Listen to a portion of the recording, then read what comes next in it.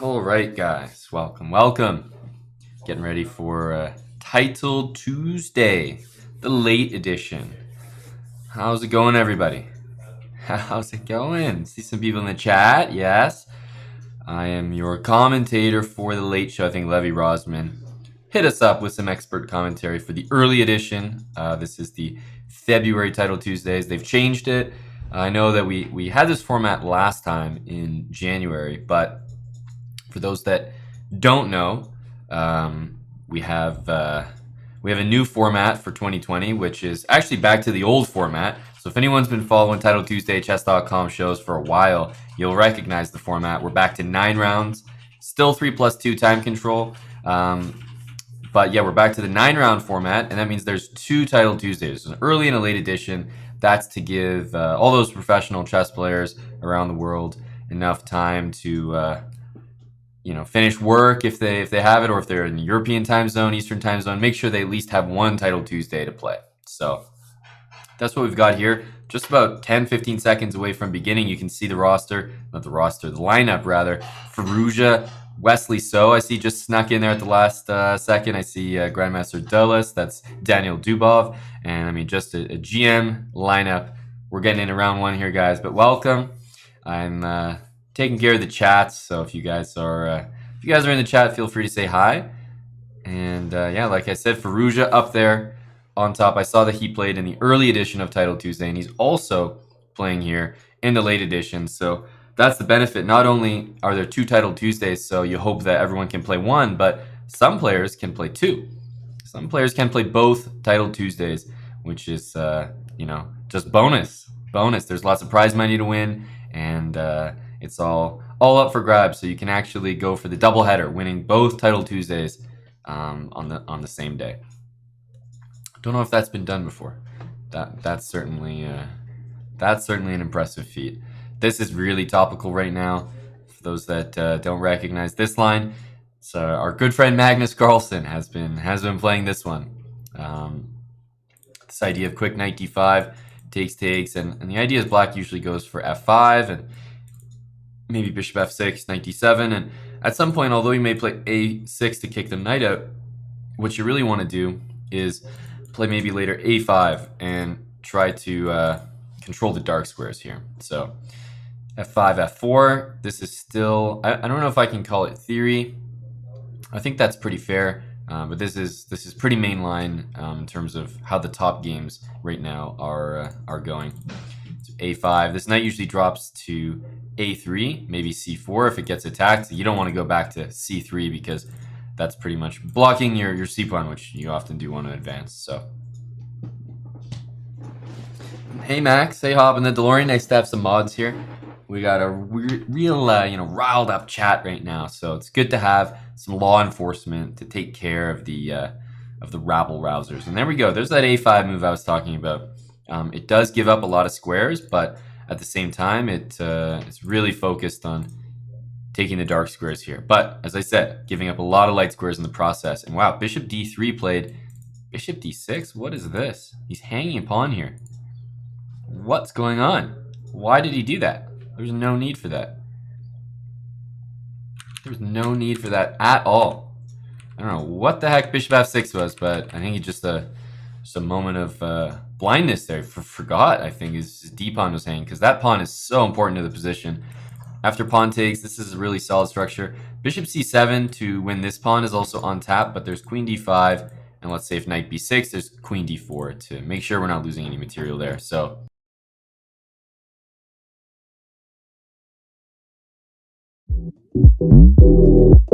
of like bishop b7, queen takes d5. That's what he wants to do. Whoops. What was that? Whoa, are we still here? Yeah, we're still here. That was. Oh, sorry guys. I mean, we're just trying our best to boost the YouTube numbers. So, trying to get you guys sneak some views in on a Title Tuesday show. What can we do, guys? I mean, we're really grinding for 100K YouTube subs, and I apologize. I let that get the better of me during my commentary here. So make sure to go to the Chess Broad YouTube channel and subscribe. Now, with that being said, Going back to Firouzja's game here. Queen f6, rook e8 is going to come in here. As I said, I mean, Firouzja's just up a pawn. I don't know why. Probably just a blunder. He just gave up the d6 pawn. But he always has that two bishop. I guess, compensation. It's always there. You never know, like a few blunders, and suddenly that bishop takes the d pawn, and that's why I think Firouzja has gone for bishop e5. He wants to trade. He's playing really fast. He's already got basically a minute ahead on the clock, which is really really good. Firouzja's been getting in shape for the Title Tuesdays, guys. He's been playing with the Chess.com Pro League team, and he had a really good result. Although we lost to the St. Louis Archbishops, Firouzja did really well. He beat Lenier Dominguez, and he beat Fabiano Caruana in a really nice game. So he's been getting his practice in. He seems like he's in good form. I saw he didn't win the early edition of Title Tuesday, but he was definitely up there near the top. And I think a funny thing about Firouzja that he mentioned one time was that he's never won a Title Tuesday before. He's never won one. And that's just like crazy. I mean, you think, how is it possible? Oh, why not Queen G5? How is it possible someone so strong has not won an event? But there you go. Okay, so yeah, I was thinking Queen here makes so much sense. The rook's still protected. May as well make some threats there. And hey, if Rook F2, there's Queen C1 leading to mate, so he would have to play Rook G1 there if I'm not missing anything. Maybe there's a Knight E3, but yeah, I don't know if that's necessarily what he wanted to play. Still, yeah, it's still playable. I mean, maybe Knight E3, but there's always other moves like F4. I don't know why he's not playing this. I feel like I'm not in the know. There's something I don't know here. Queen G5 is looking good to me.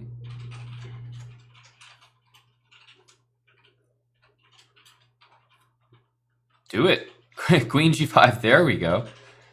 I mean, this is the only move, right? Yeah, and I was getting concerned that there was maybe like a draw by repetition, but not quite. Not quite. It's very close, though. F4 is not possible. Hangs your queen. The rook is hanging now. That's why I thought it would be better last turn when the rook was on d8 protected. So, okay, now it actually is undefended. And Firouzja with that time advantage. 2-minute advantage on the clock. It's crazy. Crazy.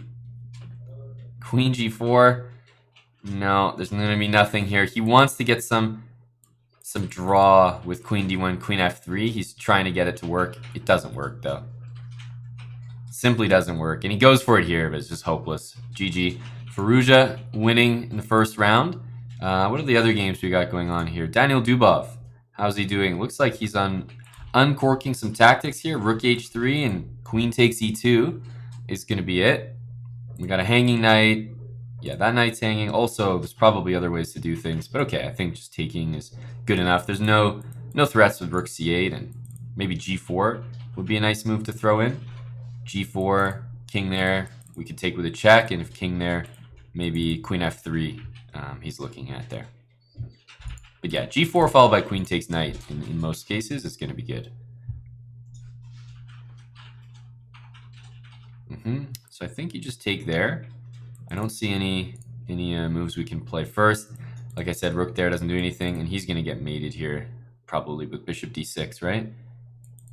Not quite. Okay, he's still surviving. It feels like there's some mates, but he's going to play it safe, just take back.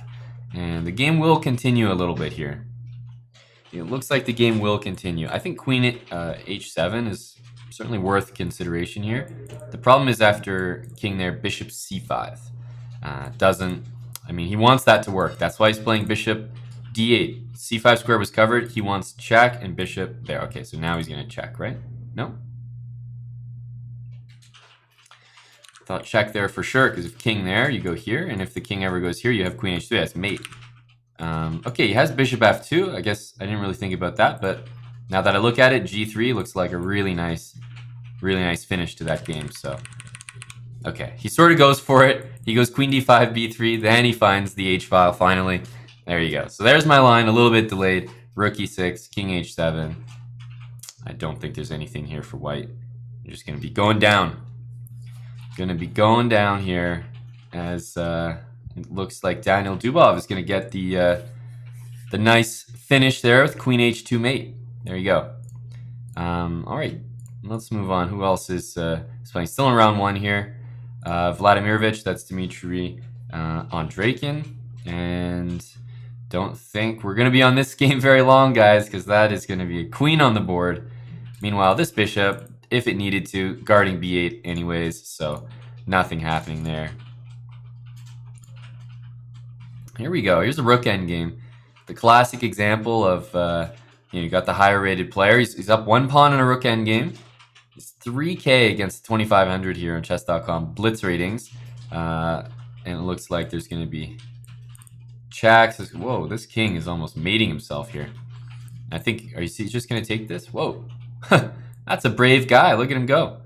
That's checkmate on the board, so we're going to have to see something from white. Yeah, check. He wants the king to move, so this pawn is loose. So now there's no mate, but this should simplify in his favor here. Either check or rook takes. Both look fine. Man, he really wants the mate. Rook there is going to be checkmate. This is the only move I see. No, he's getting mated. GG. All right. Looks like most of the higher rated players that we've seen so far have pulled out the victory. And actually, this is an all GM matchup. I didn't realize we don't get many of those in round 1. We don't get many of those in round 1. Is this winning for white? Definitely does not look like it. He's going to try, though. He's the higher rated player. He's going to try, but this does not look winning at all. I mean, king there, rook there, knight f7 is already pretty much a fortress as far as I can see. So he wants a check here. He wants that. Because right now, queen e5, there's rook f6. Queen e7, there's knight f7. Okay, yeah, he's not getting it exact. Oh, check, dude. Oh, man, he's going to go back and check here because he wants this. Yes. Now, whoa, check, man. Check. Oh, man. He missed check like 50 times there. Oh, no.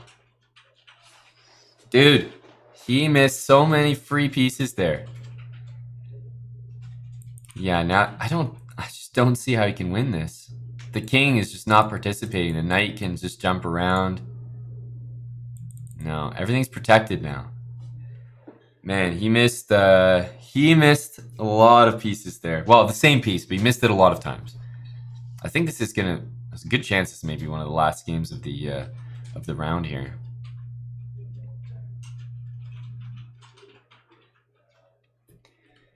Here, rook e6 check, takes, knight g5 check, king there, knight takes, king g6, and black actually wins.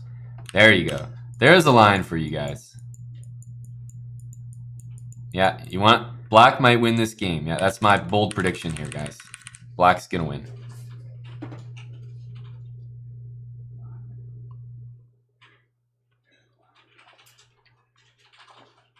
White keeps declining a draw.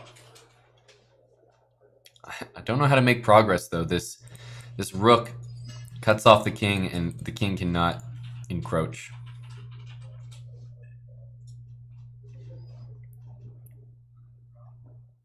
Okay, so now the king... Oh no, it's pinned, and the queen's not on e7. Thankfully, my trick doesn't work for white here. By the way, the pawn hasn't moved, so if you're defending as black, you definitely do not want to move this pawn. Number 1, it looks like a bad move anyway. Everything's defended right now.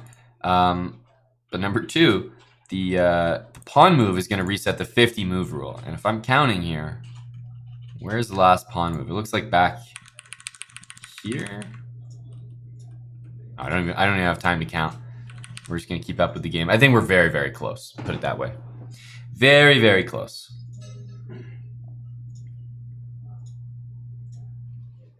Okay. Wow. He's resetting the counter. He wants to go for the win now. He's getting ambitious. He is getting ambitious. He didn't have to do that. Queen g2. Queen e1. Okay, he wants to stop this pawn from moving, I think. So now is he going to bring the king closer? Okay, king d5. So obviously there's a draw with queen takes e4. Is he going to take it? No. He's not going to take it. The knight's covering everything. So, I mean, black really... You'd like to say black just can't lose, right? If you're just sort of bringing the king around here. I said earlier I think black's going to win. So we'll see if my prediction comes true. Because remember, you still can't play queen takes g5 and bail out for a draw here. Because king takes... Well, okay, h2. Yeah, just queening. So there's no bailout here. King g3. Yeah.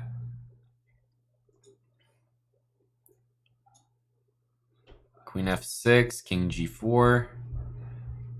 No more checks. No more checks. He's a very good chance to lose now, I think.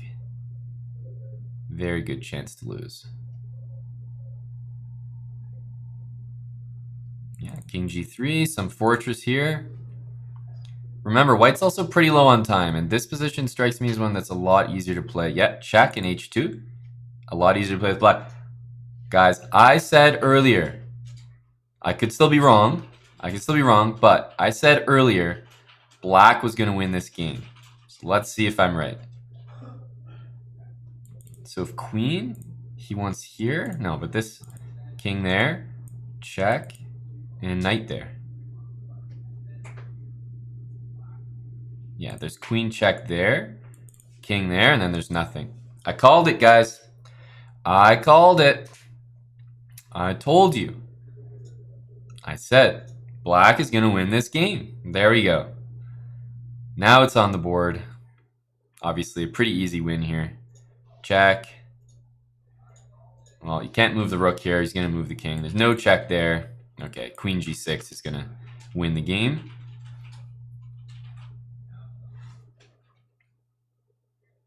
He's really not doing this in the most efficient way possible, but okay. He's going to get the win. King there. Rook check. Rook there. And either rook or queen check.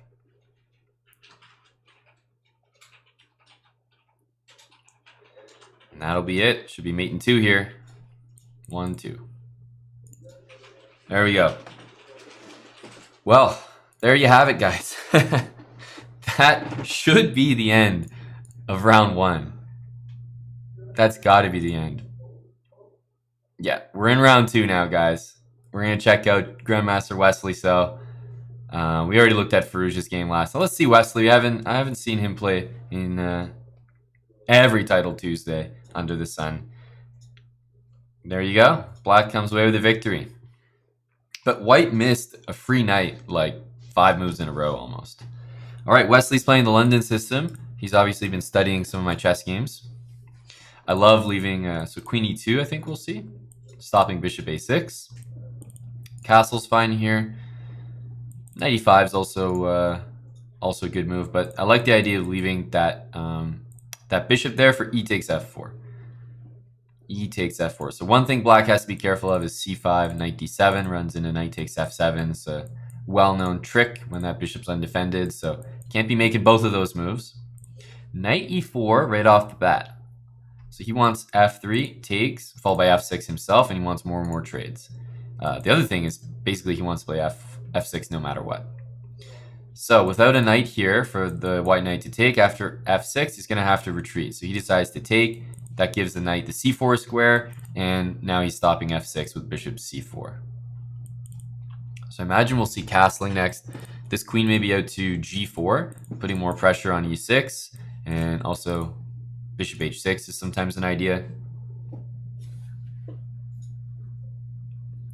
But it's tough. You have to develop some pieces here. I guess knight d7, you're not necessarily threatening to take. White can long castle pretty easily here. I don't think there's any threats to the queen side. So long castle followed by maybe f3. That looks pretty good too. Like I said, queen g4 hitting that pawn, stopping f6. That was going to be his next move. And bishop h6 now is I think it's a serious threat. There's definitely ways to stop it, like queen f6, but then bishop g5, and I think white's getting the better side of most of these positions. King h8.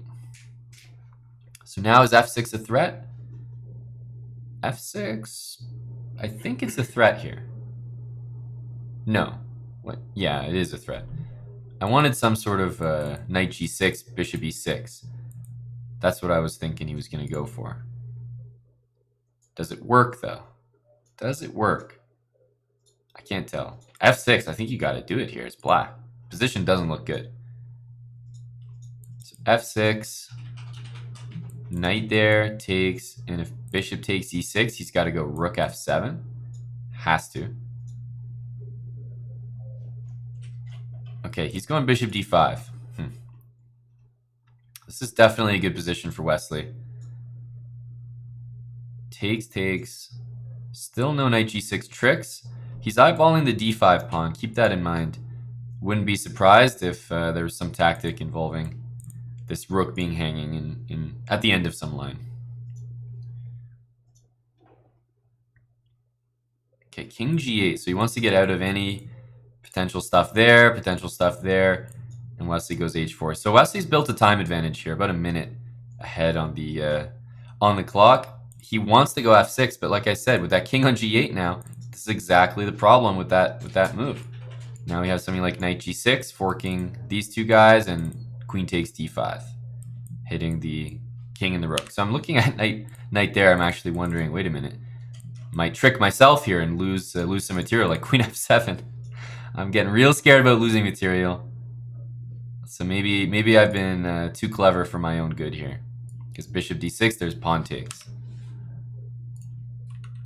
So he played c6. He didn't go f6. Probably there was another decent move there, like knight c6, for example, hitting the queen and the knight. And if knight takes, there was always queen d5. But just funny that knight g6 actually maybe was just a blunder. Maybe it was just a blunder. Rook h3. All right, so again, f6. Now there's knight takes c6 all the time. And you still cannot play that move. Man, this guy's been trying to play f6 for pretty much the entire game, and finally he just gives up and he's like, all right, forget it, man. I'm not going for it anymore. Rook g3 must be the move here. Yeah, definitely want to stop queen g6, as well as prepare maybe bishop h6 or bishop to f6. So what now? How do you continue the attack? Bishop h6 forces g6. But then I don't know if we have a move after g6. What do we do? Because black's threatening to play queen takes e5. And okay, the knight's coming to d7 where it's going to guard everything. He's got a big time advantage here, about a minute and a half. But still, you gotta now find a new idea here for white. Queen g5, maybe? Queen g5, queen g6. I think that's the move that Wesley doesn't like. Okay, so he goes here. I think this is, you just have to play it, yeah. And he goes back, okay. So he wants the dark squares here, but again, this can technically be taken. I think Wesley's just going all in. He's saying, I got h5, rook's coming over, I'm taking. There's going to be some dark square problems, and hey, the guy's got 20 seconds. Okay, knight there, queen back. Knight takes f2, playable, but I mean, what are we doing down there with the knight? That doesn't feel right. So he's hitting the knight here. You got to make a decision. If that knight goes back, yeah, then we're going to see takes, rook over. Probably rook over first. Looks good. Yeah, I like this one. Don't take first, and let's say takes back, gives him the f7 square. You want to time this move when you're absolutely ready to strike. So how does he continue here? He wants bishop g5 now, and that's going to win the game with h6. Oh, oof. He's going to have to play rook d6 after that, but I guess he's still in the game. There's also takes, rook g6, and queen h8. Yeah, he's going to go for that one. And I think he's just going to take it. Yeah. Once you get the penetration here, there's always going to be some wins. Always going to be some wins. I think queen h8 there also probably worked. So you're just going to go rook h8 here. No, I guess the king can escape. You got to be a little careful. Got to be a little careful. There might be a rook f8 move. Okay, he's going to guard the g-pawn there. Now there's no threats. So now rook h8, I imagine. Oh, that can't be the one. That can't be the one. What's the move now? Bishop back to g3. Okay, he's probably not doing this in the most precise way, but I imagine, there we go. Stuff is going to start falling. It's so hard to play defense in that position, 100% accurately. Rook d7. Again, I don't see any threats for the moment. If he takes, he wants to go rook f1 and take back. Still, he's got this. Actually, now c3 is hanging. We might see queen c3, I was going to say, just to make sure that that isn't blundering anything. He wants to get that knight to f5. Is it going to work, though? Queen c8. Queen c8, got to be careful. There's this move in some positions. So he's got to watch out for that. Yeah, that's covered now. Rook h8 is a massive threat. I don't see how he can stop it efficiently. Wow, that's actually a great move by his opponent. Resourceful. However, there's no threats for black. There's no threats for black. Okay, now it's all coming crashing down. Check there. This is a threat. He takes a bishop. Did he miss that? I think he missed that, guys. But actually, it might pay off for him anyways. Rook h6. Ooh. What? Oh, it's check. Oh, he missed it. It was check. So did I. Oh, man. I think Wesley missed that, guys. Wesley must have overlooked that. I did not see that it was check. I was like, rook h6 and Wesley's attack's going to pay off. I think he missed it. That's huge. Without that check, oh, man. I don't think Wesley can win this game. Rook c6, king there. And if you take, we're dropping c2 and e4. There's no way we can win that. This is probably going to be a draw. This is probably going to be a draw. Okay, this is nice, ambitious. He's going for the a-pawn before he takes this. So his king takes e4 here. Probably knight there, and yeah, this is just going to be a draw, I think.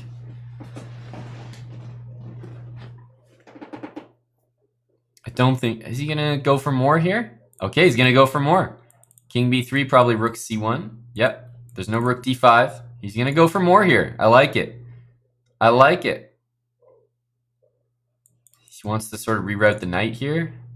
If the rook checks, he's going to maybe bring the king in. Yeah. You got to be careful, you know, Wesley. Wesley's going to sneak that pawn up the board. Yeah, he's going to bring the knight back, and I think he wants to go king c2 now. And what, rook there? Yeah, rook there. This is a huge threat, man. Huge threat. You got to go b5. And after rook takes, there's no way to sack the rook for a draw, so take that. Take that. Rook takes pawn. Yeah, this is not a draw. There's no tricks here. I think at the very least, he's gonna be able to take the guy's a-pawn. Okay, now Wesley might check, and now he's going to go here. Oh, rook there. Rook there, right? That was a draw. Right? Yeah, rook there was a good move. It would have been a stalemate. You have to take it, and the king has nowhere to go, and the pawn is stuck there. But anyways, it's still a drawn position, of course, but... Okay, rook there. Ooh, he's getting very close to losing this position. Very close to losing. He's got this, knight c4, but the king always has a4. Ah, and he can stop knight c4, okay. King b5, rook there. Wow. Wesley trying to win. Okay, finally he got some stalemate trick. Finally he got some stalemate trick. There we go. Rook c6. No, rook c6 doesn't have to take it. Yeah, that's a good job by his opponent. It's not going to be a draw by force here. So, you know, finally. Oh, king c3. Oh, there's a3. Oh man, a3 saves him here. A3 saves him. I have a feeling Wesley has been dead lost in this position. I know that there must have been a win missed. I know it. And by the way, I would not take this pawn. I think if you're going to win this position as black, it does not involve taking that pawn. Yes, I love this move. I really like the way his opponent's playing here. Oh, that's a nasty move. Is he gonna get out by force? Yeah, he's gonna do this, and he's got. Okay, man, Wesley's really content with leaving his king there on the side. Okay, now king b4. Now I think he's getting out of it. Now he's okay. I guarantee that black missed a win there. I'll put it that way. By the way, what's Wesley doing? Why does he keep putting his king there? I swear, Wesley's gonna like lose this game by getting mated. He's gonna regret this. There's knight b7 check. Maybe rook c4. Stop the check here. Okay, check, king there. I do not like what Wesley's doing. It looks very suspicious to me.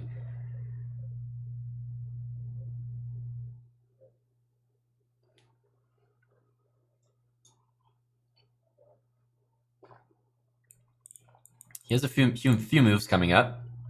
Rook c7, knight b5. A few ideas. I'm not. Oh man, Wesley. He's gonna go rook b7, takes, king c6, king a8. Yeah.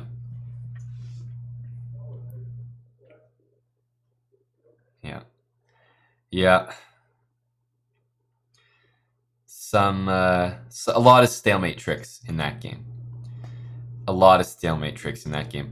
will say pretty much 100%. Like there must have been things missed. For example, in this position after rook b4, knight check. If king a6, you take the rook. If king b5, rook c5 check, king a6 only move, rook a5 is mate. So, I mean, among other things, that was one missed, but trust me, there must have been wins missed for like 20, 30 odd moves here. Yeah, I don't think there was a knight b6 miss because it was pinned. Maybe there was another one. It's impossible to find all the things that were missed in that game, but we're going to go to the next round. But what a game. Man, I'm glad we stuck with that one. That was actually a really fun game, and it turned out to be the last game of the round. So I'd like to commend myself on picking the absolute best game to follow. That's just what you get here with primetime premium Hambleton commentary. Always picking the best games. No question about it. But man, that was it's a good hold by Wesley. I was really impressed by how his opponent defended that game. It looked like Wesley was crashing through. He blundered a few times during that attack, but still pretty impressive stuff by his opponent there. Got to give him credit. We can give a lot of credit to Wesley. I mean, he's a super strong player, but when he's playing someone like 500, 600 points lower rated than him, you got to give some credit to that guy too.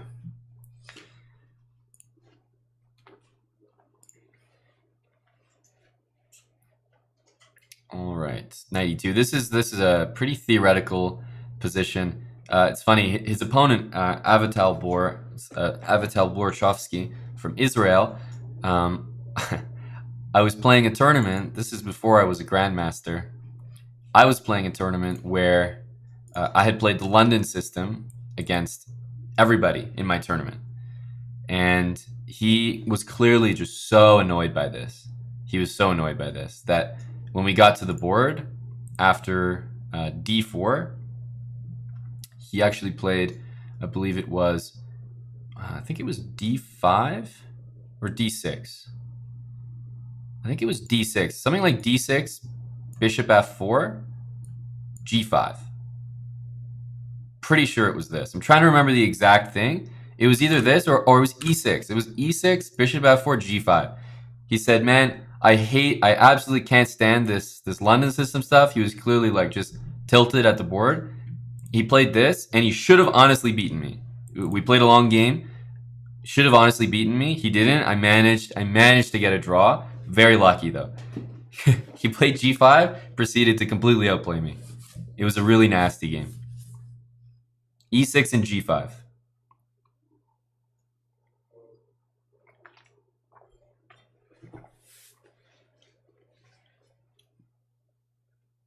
Bishop g4. Okay, there's going to be a lot of trades in this one. Making the executive decision. How about... Let's head over to this game. I see Konovets is playing. I see Konovets is playing.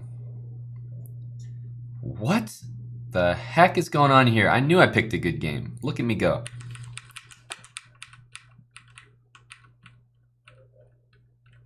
Wow. King d5. You guys impressed by that? King to d5. This dude started here, man. Look at him go. All the way on d5. We're on move 26, I want to remind you. Move 26, king d5. There's going to be some b5, some bishop there. I mean, this looks like a really fun game. What the hell's going on? c7, c8 is already a huge threat. Konovets is Grandmaster Sam Sevian. And, okay, knight takes c6 played because he just simply couldn't deal with c7. Strong king on d5. Okay, bishop g5 played. There was rook e8 mate, which is why this rook couldn't move for any reason. Is d7 just a good move to get, like, maybe not right now, but I want to get some position with d7 and rook e8. It looks like it's not possible. Maybe h4. h4, h5. He goes rook e4. He wants to play f4. It makes a lot of sense. I think his opponent's dead lost here. Dead lost. Yeah, exactly. It's a great point. Midnight. Sam Sevian. You know, for those that don't know. Oh, he's going to go here. He's going to try this. I think he's going to... Is he going to go bishop there? This looks like unnecessary by Sam Sevian. Okay, he's going to... Oh, hang on. I can't actually take that. He's going to shuffle, yes. That was so unnecessary. I don't think he had to allow that.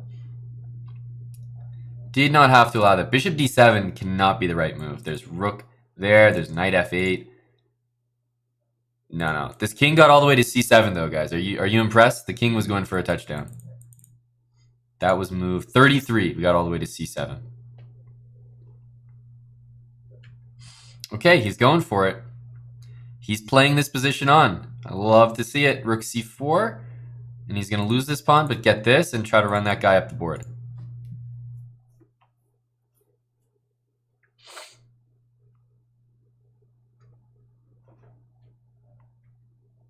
Okay. He's going to take this pawn, but no, white is a lot better here. White is a lot better here. Knight f2. King e6 instead of rook e4. Totally possible. I'm a fan of king e6. Get all the way. Leave the king on e6. Black's pieces can't do anything. King e6 is a great move suggested in chat by Mannered Monkey. I'm a big fan of that move. Not played by Sam Sevian, unfortunately. He did get his king all the way to c7, though. You got to give him some credit there. And it looks like I think he's poised to still win this game. This move, by the way, looks like it's good enough to probably win. Even though you have knight e5, I go king d5, and it should still be winning for white. But he's probably not going to want to allow that. So let's see what he does. If king there, is he going bishop e6? Does he want to save that pawn? Is he trying to save that pawn? Or is he just going all in? Yeah, he's going all in. So knight takes, I assume. b7? No. And here, if f5, there's b7 and rook a8. That looks like a very sweet inclusion. And previously, black was trying to go knight check and take the bishop. But now with that bishop on e4, it's not possible. Okay. So he's going to try to sack his knight, I believe. How's he going to do this? He wants to play knight d7. So what happens after knight d7, bishop c6? Ah, you can't take because I take here. So he's just going to play f5 or g5 here. Ah. That is annoying. That is annoying. Oh. Damn. That is very annoying. Is he going to go like this? No, he can't even play that because I can go like that. Oof. That is annoying. Wow. That's a really good defense. That is a really good defense there.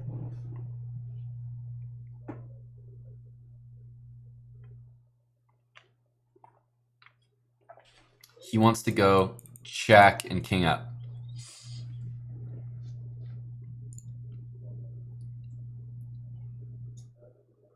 It feels like maybe you should go here. Remember, you can't really go to light squares because he drops his knight with check.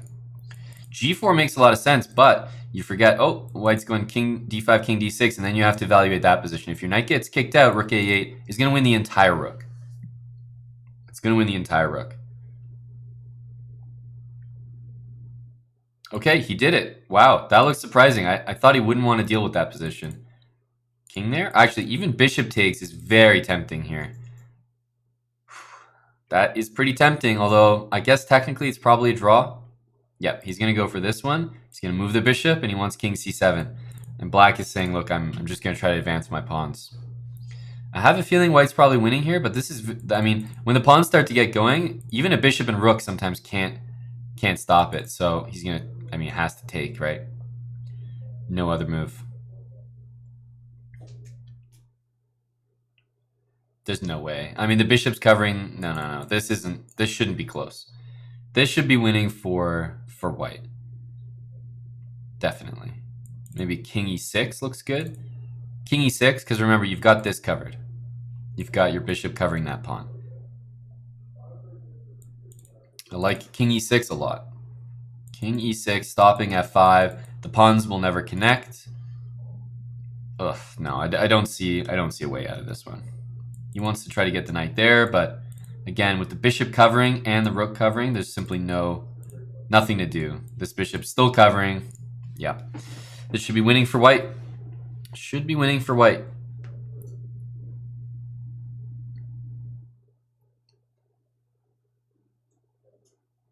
King d2. Yeah, doesn't matter what you do. Nice. Nice conversion there. Firouzja is still playing his game. See how this one finishes. Firouzja with a king on g7. You gotta feel that he's got the better chances, but black's achieved this position where he's guarding that pawn and that one. Actually, he can take that and just take and go rook g4, rook back. Should be drawn for sure. Check, yeah. c4. Yeah, I think we're going to get a draw here in this one. You can't take it because you queen with check. That's important. Firouzja always with those last tricks. Does he have any tricks here? I don't think so. Rook c4. He would queen with check again. I still don't think it matters. Yeah, these guys are just going towards a draw here. Everyone's going to sack their rook. And there we go. Peaceful result. And how about these final games here? Is this one winning? This looks like it's winning for white. This looks like it's winning for white. You just take that pawn. You come over here to c5. You can't defend it from, yeah, king there. You're going to be able to take that now. And then this pawn marches up the board. That's completely winning for white. And that's an upset there as Frank Melkumian does go down. We're only in round, what are we in? Round 3, right? Round 3 right now. Waiting for the end of this round, and we're going to be taking a super short break. So waiting for this round to finish, guys. Title Tuesday. We're coming back with round 4. I don't know about you guys. I've had a great time so far. It's been really exciting games. This has been a good Title Tuesday. We'll be right back, though. Stay tuned, guys, for more late edition Title Tuesday commentary.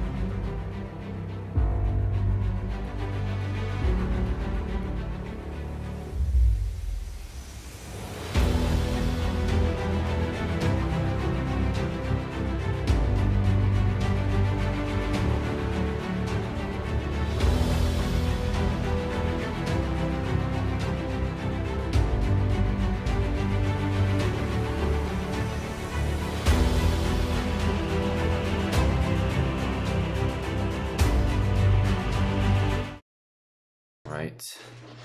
Okay, we are back, guys. Hopefully you didn't miss me. The energy still seems to be there in the chat, thanks to Sissyban9. Wow, displaying a ton of energy there. Clearly, he is super excited for this Title Tuesday commentary.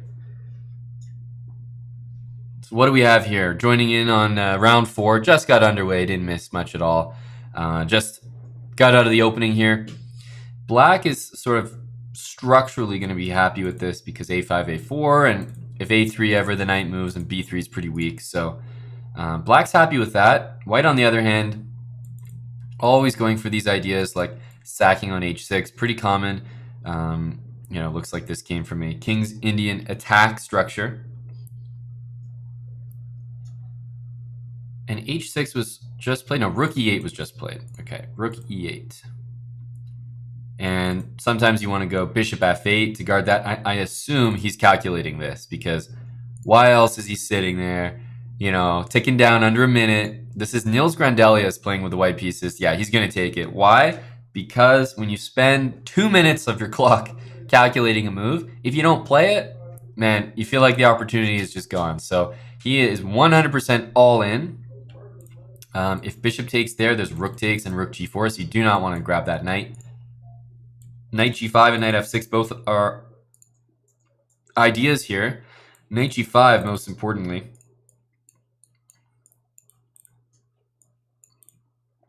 So if you guard h7, you're going to actually drop f7, so it's not that much better. Not that much better.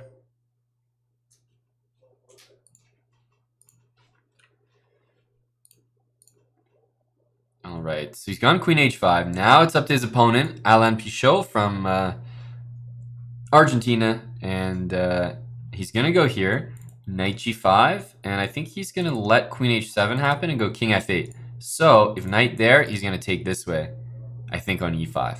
Guard f7 and allow queen there and go king f8. So to me, there's a few things to calculate there. Knight here takes check. Knight takes c5. I'm looking at all sorts of different moves here. This is on the board. Also, he can use the other knight, and that way he doesn't drop the pawn. But if he uses this knight, I assume he's going like queen e7. And the only thing I see is h5, h6. Is that good? That looks pretty good. h5, maybe there's bishop takes. You have to bring the knight back. Man, what a complicated game. You went knight fg5. So if knight takes e5, the other thing is, of course, there's f4, which I don't know if that one is calculated all the way. Yeah, knight there, f4, knight g6, check, and h5 with h6 maybe looks pretty scary. I'm not sure I like that for black. So queen e7, and I was gonna say if you don't take that knight there, queen e7, knight d6, hits that again, hits the bishop. Are there any threats, or is he going to play bishop takes g2? He's going to play bishop takes. Now, he does not have to take that back, that's for sure. He decides to, but he had a lot of moves to consider there. Takes on f7, takes on e8.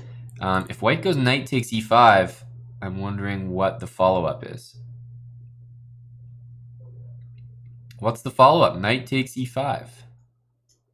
Because that undermines the knight and does lend additional support to f7. Yeah, I don't see. Okay, so takes.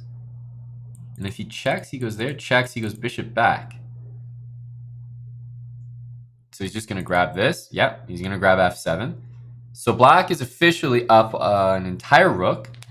And he's got 2 pawns. 2 pawns and a rook. Sorry, 2 pawns and a rook for nothing. Let me restate that. Bishop back there. And this is what I was saying. I didn't see the follow-up. Oh, wait. I thought he was going to go queen h7, knight h6. Maybe that was something. Knight h6, king there. Knight f7. He missed that. Or sorry, king h8. There's just queen h7 mate. Forgive me. So then, of course, this way, he runs into the knight fork. Yeah. And he's going to be losing here. Look at that. The attack paid off. It's always more fun to attack in blitz, isn't it, guys? If it doesn't work, you say, oh, that was a fun attack, and you had no stress playing that game. You had a good time. If the guy defending defends, you know, he feels relieved, but he doesn't feel that good. You know, the guy had a stressful game anyway. And if you're defending and then you go on to lose, you're just like, man, what a waste of time. What a waste of time. Nice attack there from Nils Grandelius, the number 1 player from Sweden. And let's keep going here. We're in round 4, 9-round event, 3+2 time control. Let's see what Sigurov is doing. He's just totally winning. Yeah, there's not much to look at here. Let's keep jumping around. How about Grigory Oparin? He's playing another Grandmaster, and well, only Oparin can win this game. Gordima, I'm not sure who that is. Actually, I assume it's Gordievsky.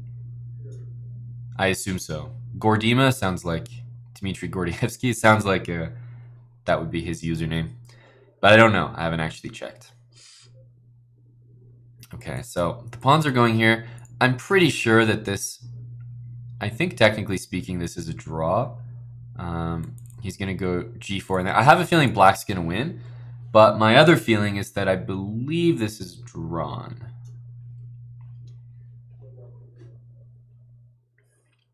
Maybe now that, okay, now that the pawns are getting to, no, g4, king g5, this is too much. This is too much now. No, he's just letting the pawns go up the board. I mean, this is crazy. Way too far. Way too far. Probably king up.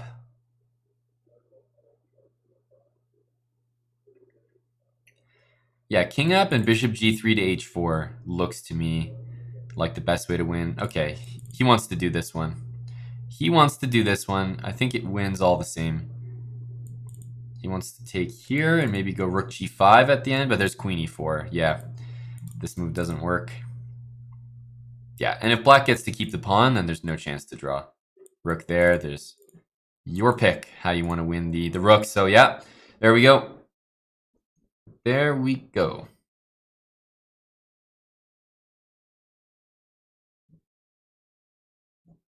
Still a few more games here in round 4. He's still playing. What about... Oh, this one was finished. This one was finished. Okay, what about this one? Man, these games are done too. How come they're still showing up? How come they're still showing up? Can't tell which games are still ongoing. Everything's here. I'm sure all these games are finished. Just tuning into completed games. People are gonna think that I'm, you know, really against some of these players. I'm just tuning in and showing their losses on stream. It's not intentional, guys, I swear. King takes f5, rook check, rook h7, covers this pawn, and that'll be pretty easy to win, I think. There. Yeah, and he's got this. Bishop there. I mean, this pawn just walks all the way. H1 equals queen, the last try. Yep. Okay, that's an upset there. Mkhitaryan goes down. And we're still in round 4 here. You can see the standings here. Tayson 7. I don't know who the heck that is, but he's got 4 out of 4.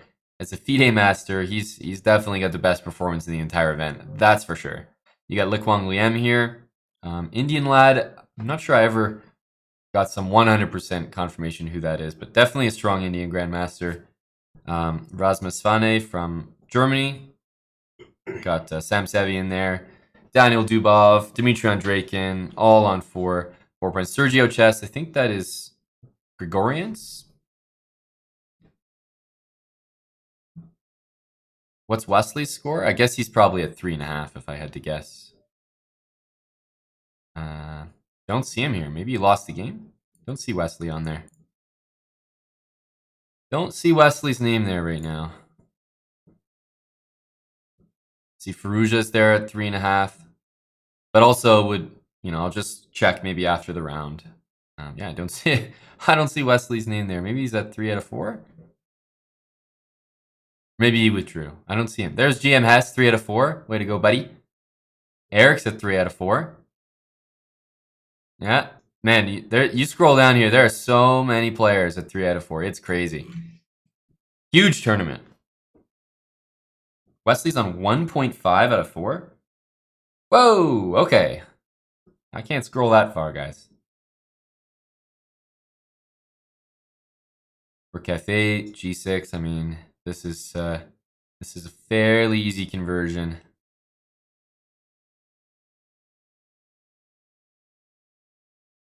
Yeah, the thing is, there's no stalemate tricks, nothing. This is just easy to do, and he's gonna convert that. We might have to watch this FIDE Masters games. I have not seen any so far. There we go, bishop and rook against rook, the classic Title Tuesday special. Here we go. Yeah, there's only a couple games left. There are the standings there. This looks like he's got some good chances here. Bishop e6. Are we gonna see check?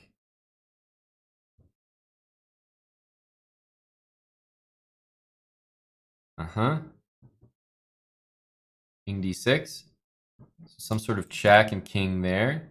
And then he's gonna be able to get him to the back rank here, that's for sure. I don't know how deep we are into the 50 moves, but certainly this looks like progress for white. Maybe king. I was gonna say king here, but there's rook there. So he's trying to get his king here. Well, yeah, why not? Ooh, I have a feeling this is not gonna work. He's gonna go rook there, but I have a feeling this is just winning for white.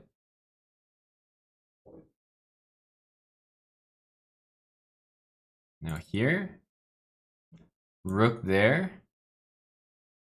How do we do this? I'm trying to remember now. I think we move this bishop somewhere. Maybe he should just go like some sort of bishop move. Ah, sorry. This move is good. I think we're very close to winning. Well, that's just winning on the spot, right? That's just mate.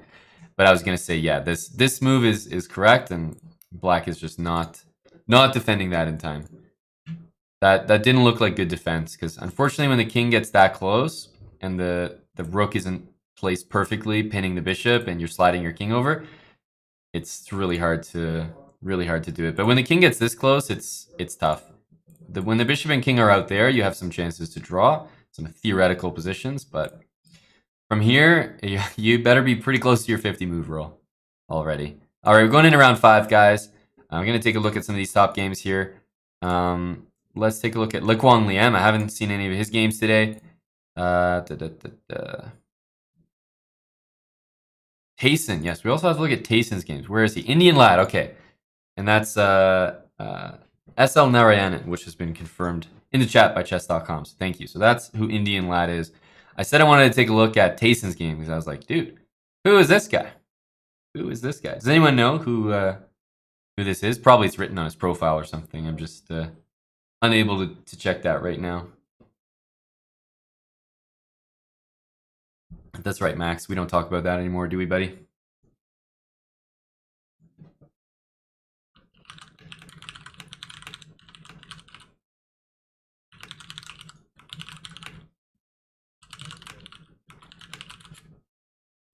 Takes. He's just going to be slightly better unless there's a knight. I was going to say, unless there's a knight e8. Taking there would be a big blunder. So he's going to let black take back. I would say with the queen makes the most sense. But still, after takes, maybe knight, I don't know, knight d5 or bishop g5. I think white is still better. A little bit better. Whoa. What? What the heck? Knight e8? Why don't you just move queen h4 if you want to do that so bad? Queen b4, queen d6, queen h4. That's some GM stuff, guys, and I don't think this guy and me got our titles from the same administration. No, this guy's on some next level stuff. Queen b4, queen h4. I tap out, chat. Tayson 7 is from, well, he's from Uzbekistan, and that is a name I do not know. Wow, 4 out of 4 is a great start for the kid, though. I say the kid, I just assume he's a kid. I have no idea. You don't see many, like, you know, non-kids, not many people, like, in their late 20s who are, like, FIDE masters Getting 4 out of 4 in Title Tuesday. Doesn't happen too much. Doesn't happen too much. Pronounce that? Yeah, let me see his name. This one looks easy, eh? Tayson 7 is... Let me bring up the standings. Tayson 7 is... FIDE Master. Muhammad Ali.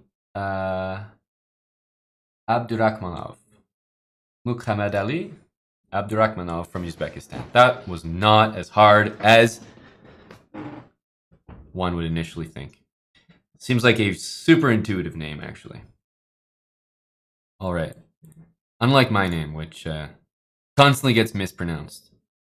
It's very funny. The name Aman, I mean, only 4 letters, but I've been called everything. There's been an H thrown in there that isn't there. There's been an R thrown in there. Yeah, I think in gym class, my teacher called me Almond, like the nut. So I've gotten everything under the sun. If my name is getting butchered like that, then you got to have some sympathy for some of the other names out there. Okay, the other guy wanted to. So Tayson looks like he appears to be doing quite well. He's currently up a pawn. I know it's very temporary. It looks like this is pretty much going to be lost at some point, but he's simplifying everything. I feel like he's doing well. He's just down 2 minutes on the clock. It's crazy. Le Quang Liam, I wanted to see his game, and wow, what on earth happened here? What is this? Knight takes e4, knight b5. Jeez, is this some theory or what? F3. Wow, this has got to be theory. What the hell am I looking at? This is crazy. Okay. Don't know this theory, guys, but it's spicy. It's spicy here for sure.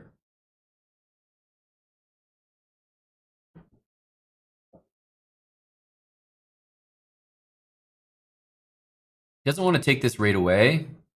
I assume because he's thinking like maybe I can do some other preparation moves. He takes it right away. King takes back. Bishop h5, there's a knight e5, and black's gonna go king e7, bishop b7. I think he has really, really decent compensation there. So yeah, he's gonna start with rook d1. And what moves does black have? That's the problem. Look at the time situation as well. Wow. Grandelius has 10 seconds to play this position. Maybe there's some crazy looking moves like that to undermine the defense of that rook, but I don't think it works right now. Black's about to castle, by the way, so does he have to take now? Wait a minute, why doesn't he take? Takes, and takes. I mean, the guy's going to play this, but who cares? I mean, rook c7, and you're totally winning here. I didn't realize d7 was hanging now, so yeah, just takes. Oh, okay. Apologies, guys. This guy's coming with the next level strats. Ooh. Oof. Ooh. What's going on here? Bishop takes f8? Oh no, it's queen e3. Oh, maybe it's still okay. King f1. Okay, queen e3. King f1. King c7. Is this really the most accurate thing he could have done? No, something feels off here. Queen takes f8 was an easy move. I would have done that. Wow, f8's covered. e4 is protected. That's being hit. This seems unnecessary from Le Quang. b4 and c3, by the way, is about to really say hello. b4 and c3. Be on the lookout for that. Yep, there's b4 as soon as he had the moment to do it. Rook takes. I mean, do you just go king b6? Just give everything up for this idea? No, he's going here. And king g1. That's really nice. c2 doesn't work because that's protected. Important to see that. And now this pawn is going to fall. The king is safe on g1, I think. Yeah, I think you can take this. Because the other thing is, okay, he's doing that and he's going there. Wow. Wow. Queen takes e6 and he's going to go queen b3. What a game. Jeez. What a game. Because if you can't get this pawn here, black's about to play queen c3. You got to be very careful. Very careful. Queen there. That's a great move. Pawn takes. He's got bishop d3 and queen. Oh no, bishop d3, you can take it. Man. Huh. Okay, well, pawn takes, I think he's just going to take that bishop. And if you take, the annoying thing is queen d1, and you just get mated on the spot. That's what I didn't see at first. I was thinking you just take all the pawns, but no, there's queen d1. Okay. Check, check, and check. Oh, he takes. Okay. But now there's going to be maybe check here. King a5, there's queen c7. Here there's queen g5, but king a4 is safe. Grandelius is winning here. No question about it. Queen c3, there's queen a2. Yeah, he's going to block with the, or he's going to defend with the bishop. Man, we've been seeing some really exciting games today. We've been seeing some super exciting games today. Check. There's going to be that. So he goes queen. Wow. Queen all the way there. Okay. So bishop there. He's going to go check. Now b3. Okay. Queen f8 is covered. Don't forget that. Queen h8. And I think, is he going to just take that? Oh, that was check. Oh, I didn't notice it was a check. Man, my blind spots today. I've missed a couple checks. Yep, he's going to resign now. He is going to resign now.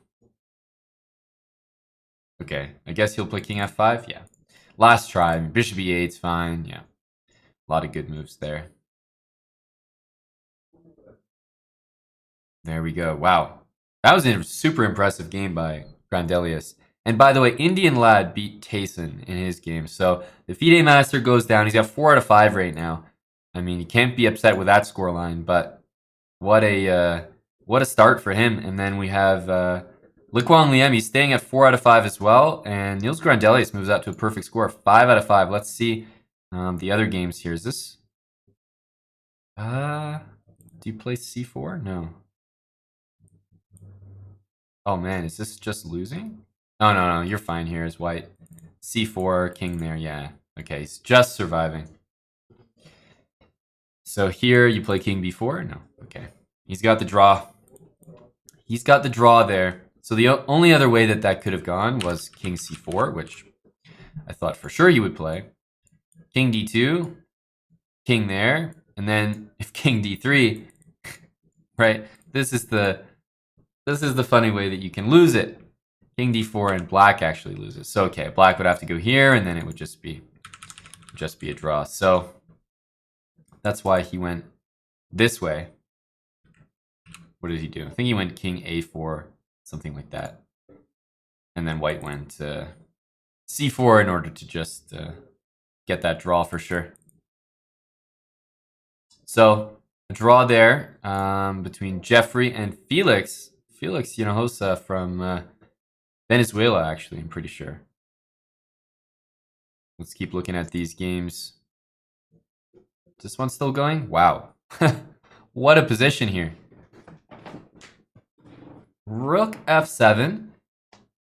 And, okay, queen g4, queen e2. Now that the bishop, by the way, is not here, there's no threats. What's he scared of? Why doesn't he push pawns? What's he scared of? Push a pawn, right? Yeah, what the heck?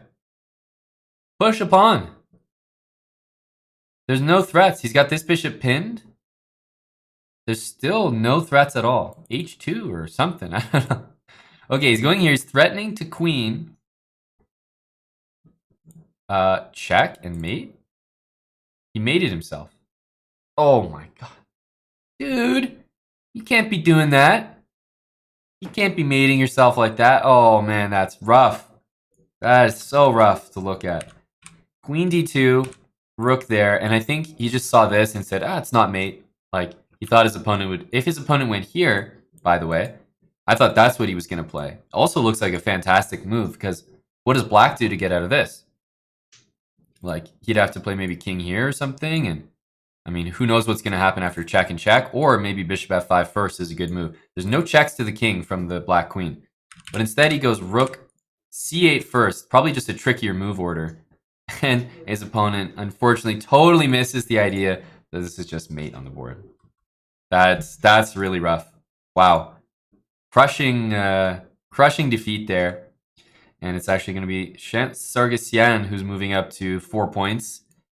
All right, I think that's the end of the round. These are your standings there. Indian lad, that's SL Narayanan from India. Vladimirovich, Dmitry Andreikin from Russia. Grundelicious, great username. Nils Grandelius from Sweden. And Konovets, that is Grandmaster Sam Sevian, who has won Title Tuesday. I think he won it with 8.5 out of 9 last time. I was commentating that as well, I'm pretty sure. So this guy is like a Title Tuesday specialist. Those are your guys on 5 points. And of course, as I just scroll down here, you'll see there's a huge, just an abundance of strong players chasing them. So we won't even get into how many people are in the chase with, 4.5 points. But let's get into it. Vladimirovich, we haven't really checked his games this tournament. I think it's Vladimirovich and also, yeah, these are the 2 top games we're going to pay attention to this round. Nils Grandelius against Sam Sevian and Narayanan against Andreikin. So suppose we can start with this one for now. White's just going, look, I'm stopping all possible counterplay. Maybe we'll see the slow approach with f3, b3, and just sort of like keeping everything defended. That's one way to do it. Or there's more aggressive ways with like f4 right off the bat. But I think it's always a little bit better to have the controlled approach, like rook b1, b3, and try to make sure everything's defended. Yep, he's going rook b1, and oh, not b3. Hang on, that's being hit. Knight d3 is a big threat. So bishop f1 is the only move to take care of both of those things. And although this pawn is hit, I think bishop f1 is playable. I think he's going to go there. Yep. So he wants to go b3, and then he wants to continue maybe like queen d2 and eventually put that bishop back. But knight d3 is so annoying, I think this is the only move there.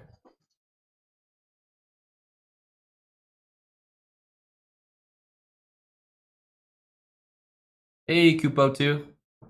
That was a great game, buddy. You're going to make it on YouTube, I have a feeling. I have a feeling.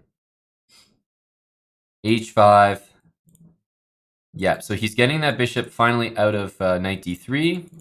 h4. He's got to be playing g4 here, right? Are we missing anything after g4? Any tricks? Maybe he's going to go g5. Oh, wow. Okay. f4. Knight back and now g4? Because you got a pawn hanging there, and normally you wouldn't want to let black take. So I don't actually understand that move. f4. Yeah, this is bad. This is not what you want as white. So a very loose position. This knight's coming to h5. He's threatening that pawn right there. We'll probably see bishop g2, knight h5, bishop h2, but this is not what you want. Queen h4. There is knight f3, but queen h4 stands out as a move. Queen f6 also. Yeah, that looks really good. Maybe knight. Now, knight b5, I guess this is playable. There's a lot of things hanging here. This is going to get very tactical. From my experience and just the way I feel about these positions, when things get tactical, it often favors the side playing with the black pieces because, I mean, black's position is basically made for tactics. You got dark square pressure. So we'll see who it benefits here. That says nothing about this current position because, every position you have to calculate individually. Can't go off just feelings for every position. But I will say normally when things get a bit messy in this structure, white usually wants to keep it a little more controlled. But we'll see. He's got active pieces, and black is a little bit behind in development, as you can see here. So if he takes, I think he's trying to go c6, almost for sure. Yeah. c6. Yeah, so we'll see. I have a feeling black is doing very well here. c6 is a really nice move to get in there. I wonder if there's any intermediate moves that can be played, like some e6 nonsense. No. And this, once the queen gets out there, knight f3, this queen takes c4. There's no chance this is a good position for white. So yeah, black should be very happy here. I imagine Sam Sevian is probably just winning out of the opening right now. He's up 2 minutes on the clock. Definitely good for black. Let's jump over to that other game. Wow, this one went way quicker than the other one. One quick look at this. I would probably say it's just equal. Are they even going to repeat for a draw? No, he's going to try. Okay. Here, here, here. There's a little triangulation there, but the black king is going to come up to g6, and the checks are going to run out. So, yeah, that's why I was saying I have a feeling this is just a draw. I don't know if they played some theory to get here. I'm not sure. I'm going to jump back to the other game because this one, honestly, doesn't look that exciting. Does not look that exciting. Jenna 217, International Master 5.5 out of 6. Shout out to him. Currently on top of the tournament, but there's going to be a few of these guys with perfect scores that are going to have something to say about that. Bishop f5. That pawn did fall, and you know the black pieces are all mobilizing here. This is definitely, I mean, he's trying to stop bishop there with queen takes f7 as a threat. Probably that's not even scary. You just go king there, but probably I also wouldn't allow it. So objectively, bishop b1 probably playable here. I wouldn't do it though. I feel like there's no need for that. And queen h4 played. Now after this, the rook hangs. That's just something to notice. He goes knight e4, takes 6, bishop takes e5. There's no knight f6 here, unfortunately. Queen takes, guards the rook. Knight d6. I mean, I'm just wondering what the move is. Yeah, he's just hanging a rook here. Yeah. Wasn't good for Niels Grandelius for most of that game. I wasn't liking the position. Man, it looks like Andreykin is really... Is he trying to win this? I mean, only black can win, in my opinion, but I think it's just a draw. Rook e2. Rook f5, sorry, yeah, that's also pretty good. The only thing about rook e2 is it threatens rook g3 to e3, and once you gang up on that pawn, and then I think you have really good drawing chances.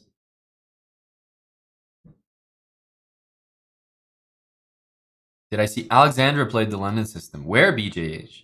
She playing in Title Tuesday, you mean? Or you mean just on stream? I know Andrea plays the London system, and that was probably without any Chess.com influence, but anybody playing the London system, I'm happy to see, BJH. You know it, buddy. You know it. All right, what other games are ongoing right now?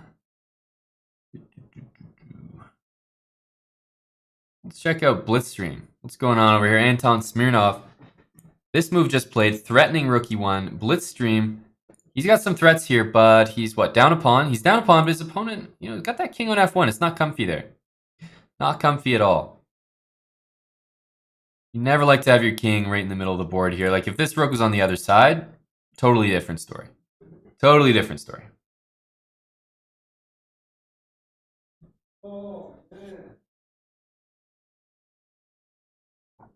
Rook f5. I'm trying to see, like, is there any queen h2 business, but I don't think so.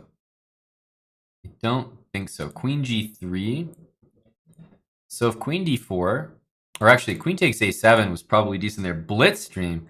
My goodness. Look at it. He's just uncorking things left and right. So if this rook is gone, though, that's a free queen. So maybe, can we use that to our advantage here in any way?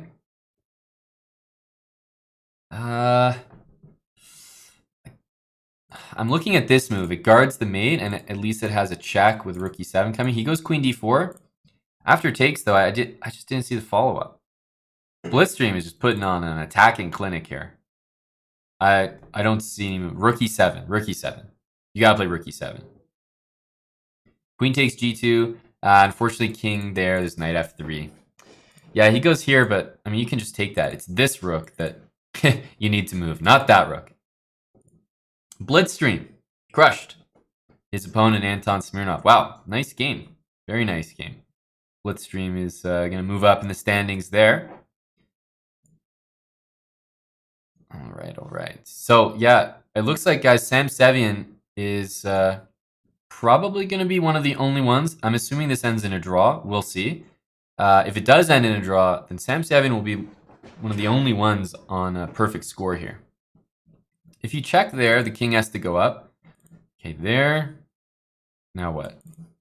You can play e3, but then there's king f3. I don't like that.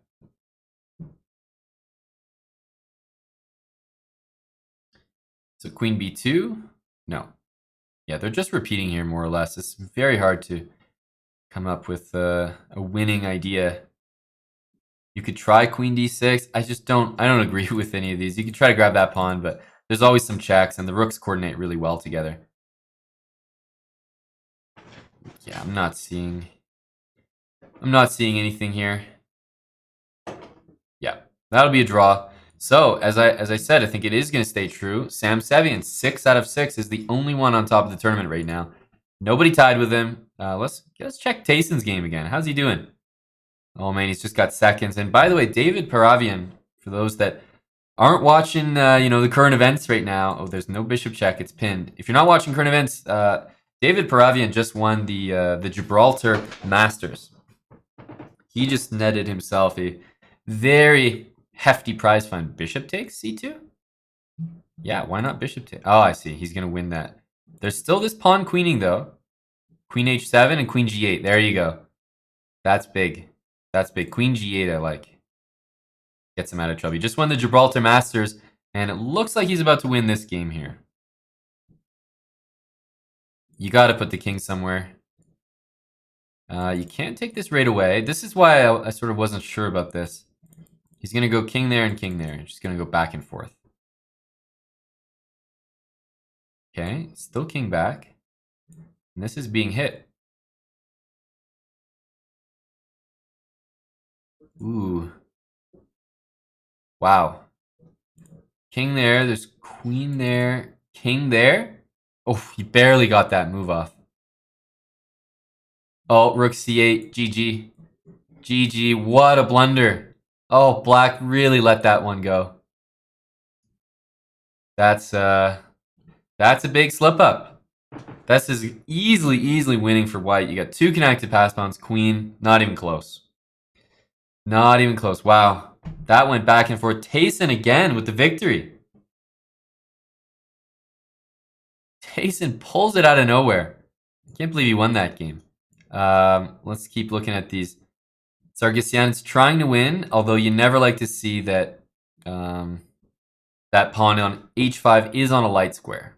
That's one of the issues here. However, the king getting to c1, that is not... Why did we allow that? King b2? No, this isn't right. Black is making serious progress here, and white's abandoning. Yeah, he's going full over here. I think just g4? G4 should be close to winning. Because now you essentially want to do this, and if bishop takes there, you're always coming back in time with bishop g8. That's all you have to calculate with black. I think it should be enough here. He's going to go here. Yeah, it doesn't matter. You're just taking this pawn. There's no tricks. No tricks. Bishop there, followed by pawn there. And then he's going to go here, here, and then he's going to take. c4 takes. Yeah, so that's why bishop f7 is a great move there by Sargsyan. He didn't allow for this last trick, bishop takes g4, and now he's just going to march this pawn. The bishop cannot get involved because that pawn's going to queen. Great technique. Great technique.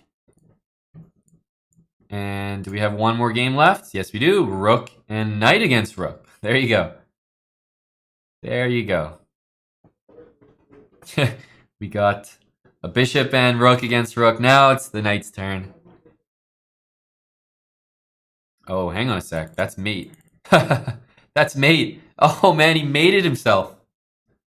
Oh, we haven't seen a victory with the rook and knight against rook in a while.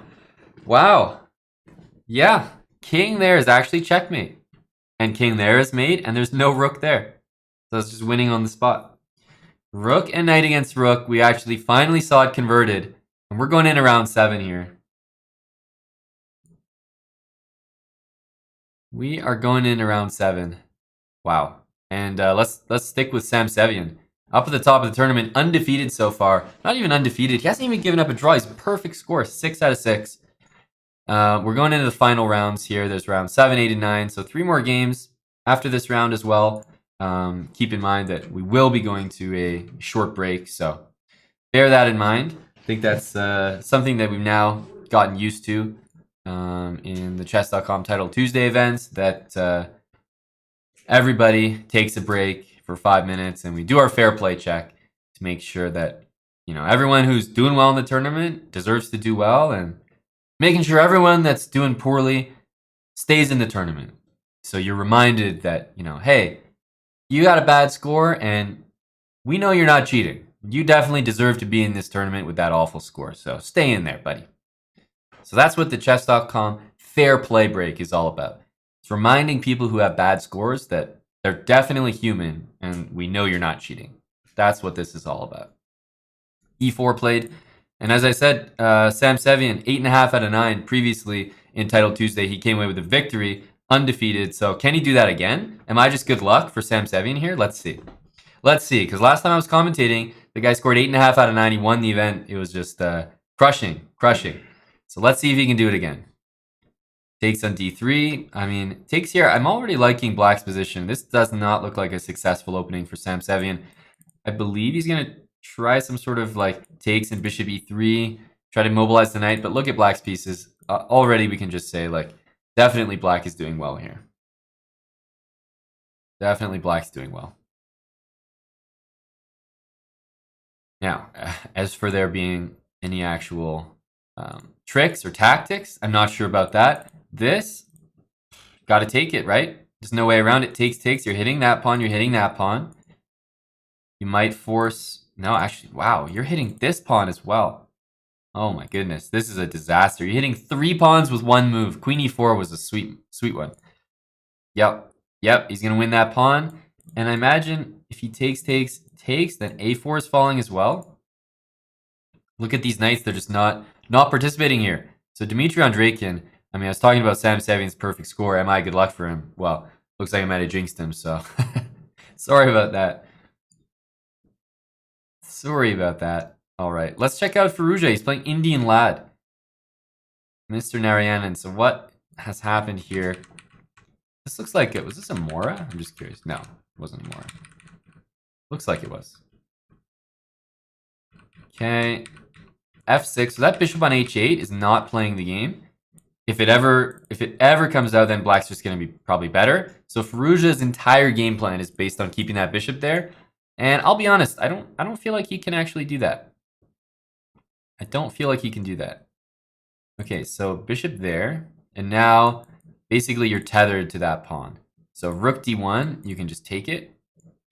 The knight can't really move. If the knight goes to e2, which looks pretty logical, I imagine Black's going to try to break free with g5 and king g6. Whoa. What?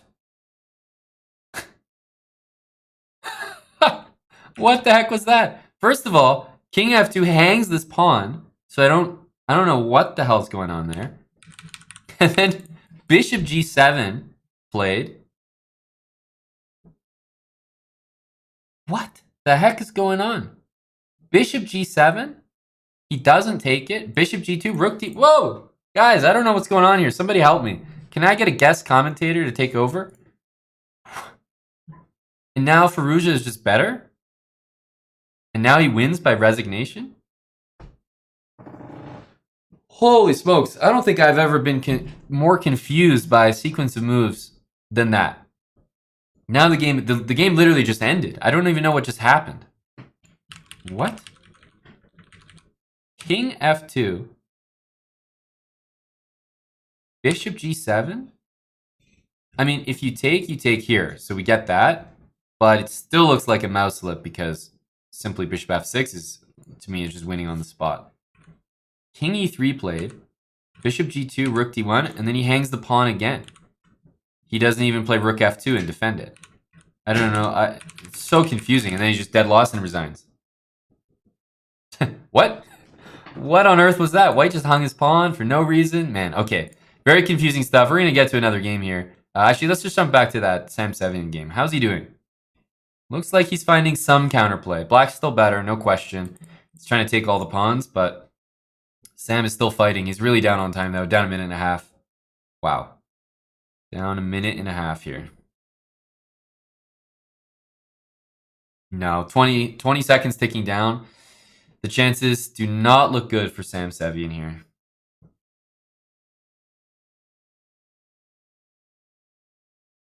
Yeah, but who mouse slipped? That's my question, guys. Everyone looked like they mouse slipped in that game. Everyone did. Rook b5? Yeah, why not knight a4? Okay. This seems a little fishy. Maybe rook c5. I don't think you're winning that pawn there. you can take, knight takes, and this pawn runs down the board. So yeah, rook c5 is going to be essentially game over here. 2 extra pawns, and still these pieces are not doing anything. Of course, Sam's going to keep playing this, but I think he's going down here, guys. Dmitry Andreikin should win this game.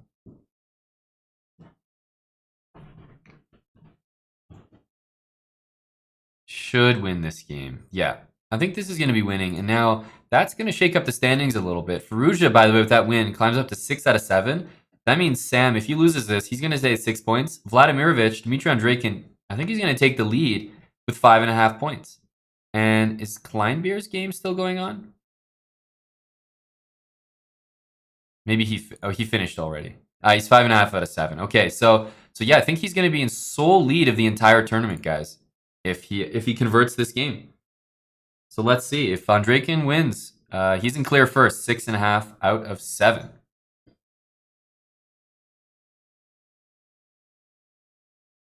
And what are the other games going on? These guys are all at 5 points, so they're looking to climb into second place. I think there's going to be first place.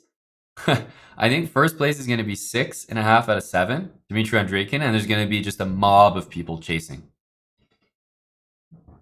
There's going to be a ton of people chasing his score. This position, by the way, rook takes e2 coming, looks dead lost for white. So I think it's actually going to be Sid Elephant who takes the win here. Knight e1 he might try. Last chance, so like takes. I know you're losing a bunch of pawns, but still. Yeah, there, mate. Yep, not gonna do it. That's a pretty easy win for him there. He climbs up to 6 out of 7, does Sib Elephant.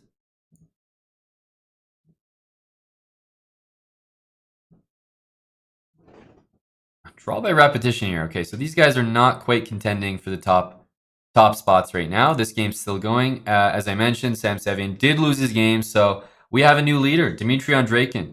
We're going to take a short break after this round, but 6.5 out of 7 for Dmitry Andreikin is a huge score. He's undefeated, obviously, and that is your new leader. Going into the final 2 rounds, the money rounds. Rounds 8 and 9, we're going to take a 5-minute break before that, so we'll stick with the games here and see how they're going. That's a free piece. Take it. Take it. Check. Go there. I mean, e2, you're just going to take it anyway. It doesn't matter. Doesn't matter. Actually, check. You have king g2. Yep. So he's going to resign. And Matthew G, P for P.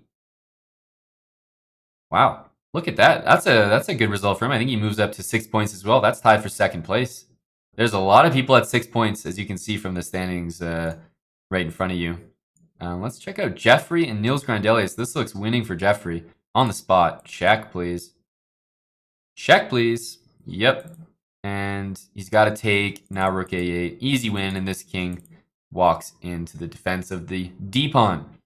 Jeffrey Zhang as well moves up to 6 points. And there's never been a bigger pileup. I mean, Dmitry Andreikin 6.5 points, but look at how many people are chasing him with 6 out of 7. Wow. It's crazy. Tayson as well. He's got 6 out of 7. We got some people doing well. Some overperformers for sure. How's Lequang Liam doing? In this game, it looks like he should be... He's down a pawn here. Down a pawn. I was thinking he was trying to bring his king up there, but there was knight f3 to stop him from doing that. I think he still has chances here, but certainly black should be doing well. Maybe bishop c5. Okay, he's going to connect the pawns finally. Yep, he's going to connect those pawns, and... Ooh. Is that a blunder? Takes. Yeah, white should be doing well, because if a knight reaches e5, I think that's pretty serious. He's got an a-pawn, and the knight on e5 hits f7. Check, and he's going to go knight f3. He's going to bring that knight to e5. Knight g2 is no good, because not only do I just have this pawn queening here, I can just queen it by force. King c7, king c5, knight b5. And Lequang Liam, just what a strong player. You just turned that game around from being down a pawn in an endgame to basically completely winning in no time. So impressive stuff there for him to be able to do that quickly too. That was a quick turnaround. Okay, we still got a few games going on. You can take that. Knight takes h3. Take that. Oh, man. Guys, you got to know your endgames. Takes. I had this endgame against Magnus Carlsen. If BJH is in the chat, he can support me. Doesn't matter what the king goes here. You go back. Outflank. You got king g5. And if white goes g5, you just take that and your king runs to g8. That's how I drew my game against Magnus in the Pro Chess League a couple years ago. There you go. Some endgame knowledge. You go ahead and take that knight. It makes your job a lot easier.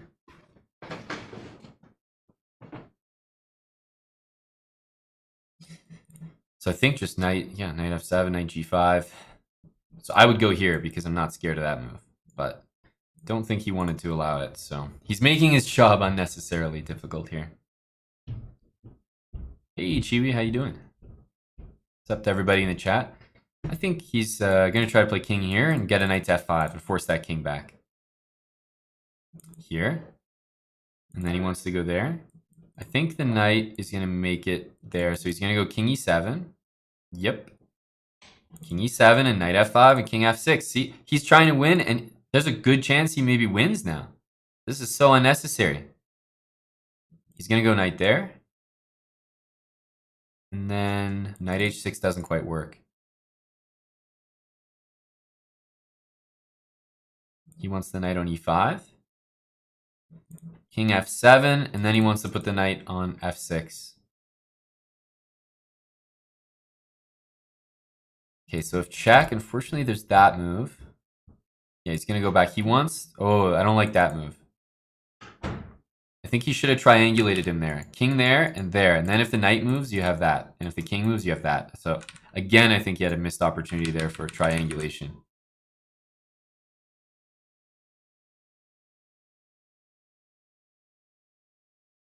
King f6, check. King there, please. There, and then there. That's how you do it. That's how you do it. There we go. Gotta listen to Mr. Hambleton on that one. Yep. Now he's gonna get that knight check. Okay, so again, it's not like he's totally winning, but that's the progress you want to make. Force that king there. In hindsight, maybe he should have checked him here. I think he just missed a win on the spot. Check and check. He just missed a stone cold win, guys. He just missed a 100% win. It's all forcing as well.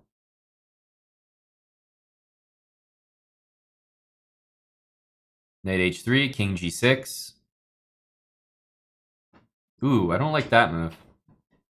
Don't like that move. Now, again, this should be winning. But yeah, guys, I was trying to tell him, trade those knights. So black actually, Grandmaster Rasmus Svane, great player. He's actually played me. I'm pretty sure he beat me in a tournament before. Great player, but the problem is that he lost this game solely because he either didn't know or wasn't sure in that split second about the evaluation of that endgame. Please tell me he's actually going to lose, so I'm not making a point for nothing. Takes king f5. Whew. Come on, I got to set an example here. I got to teach the people something. There we go. He's losing to help me prove my point. Nice guy. Yeah. So what was the key? The key moment was, I think it was like all the way back here. He refused the trade of the knights. Knight h3. Just take that. And I mean, your job is done. This is just a draw. Because he didn't do that on move 71, he went and he lost on move like 120. Feels bad. That's going to be a loss there for Svane. Round is almost done. We're going to take a 5-minute break. So I'm going to go ahead, hit that break right now, guys. Got to practice those endgames. Make sure you don't fall victim to stuff like that. It happens even to Grandmasters. Of course, it happens to me. Here are your standings. Vladimirovich on top of the tournament, 6.5 out of 7. We're going to do a fair play check right now. Make sure everyone who's in the tournament, doing well, deserves to be there. And yeah, we'll probably be on our way without any hiccups. But 2 more rounds coming up after this. Hope you guys are enjoying the commentary. Nice to see everybody here. This is the late edition of Title Tuesday, and we're just taking a short fair play break. So we'll be right back for round 8.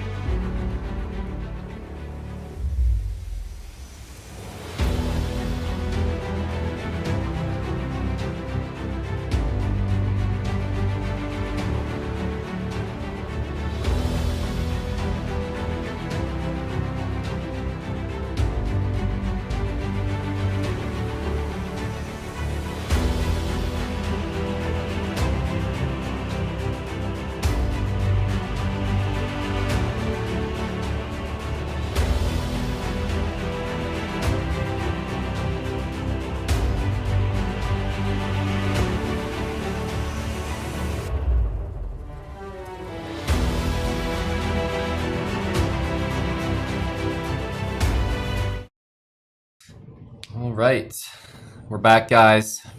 Hope you didn't miss me. We're getting into round 8, and I think it's just gotten underway here. There we go. Didn't miss any of the good stuff. Firouzja at 6 points is taking on Vladimirovich, and Dmitry Andreikin here with the black pieces is the leader of the tournament. So again, bringing up the standings so you guys can see it there on the screen. Take note, all those people chasing with 6 points. Firouzja is the guy that's almost been nominated by the rest of the tournament. Like, hey man, go beat that guy in first place. We need you to do it for us.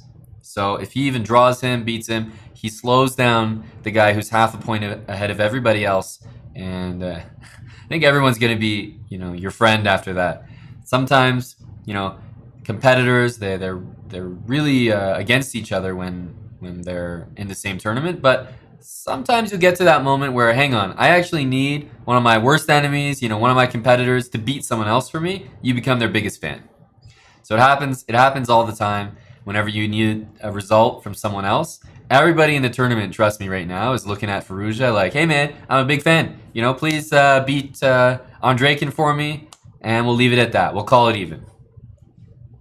So Firouzja with the white pieces. I'm liking his position, but I also know that this stuff is, I think, quite theoretical. I mean, it looks good for white. You're getting rid of that bishop. These pawns do not look good to me. You got queen e3 after knight f4, hitting that rook. Rook's coming to d1 with knight c4, something like this. If rook b7, we could go maybe like rook d1, and if rook b2 is knight c4. So there's a few moves that we can play here, but definitely it's all on Firouzja to try to get a result. Not for everyone else, for himself, of course. As if he does, okay, queen e3, if he does manage a result here, I think rook d1 is good, then he jumps into first place. We'll be shared first place most likely, but he will jump to the top of the tournament. So a must-win game for Firouzja. These are the money rounds, last 2 rounds of the tournament. Are we going to see king h2? I feel like king h2 is a good move. Maybe knight to g3 is also possible.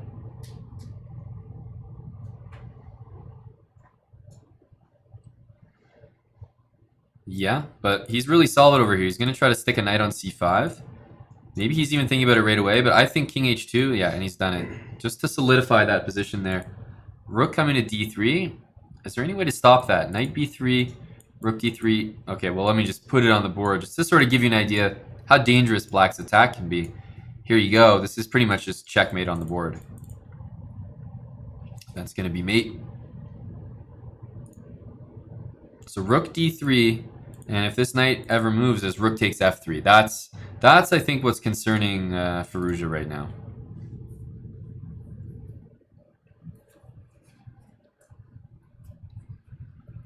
So what's he going to do if he can't move the knight? He's in a tough position, right? Trying to find some moves for him. So rook there, queen c5, maybe? It still doesn't look that good. Remember, black always has some sacrificial ideas. So he's done this so he can go queen e1. Trust me, that's not what he wanted to do, but it might have been the only idea.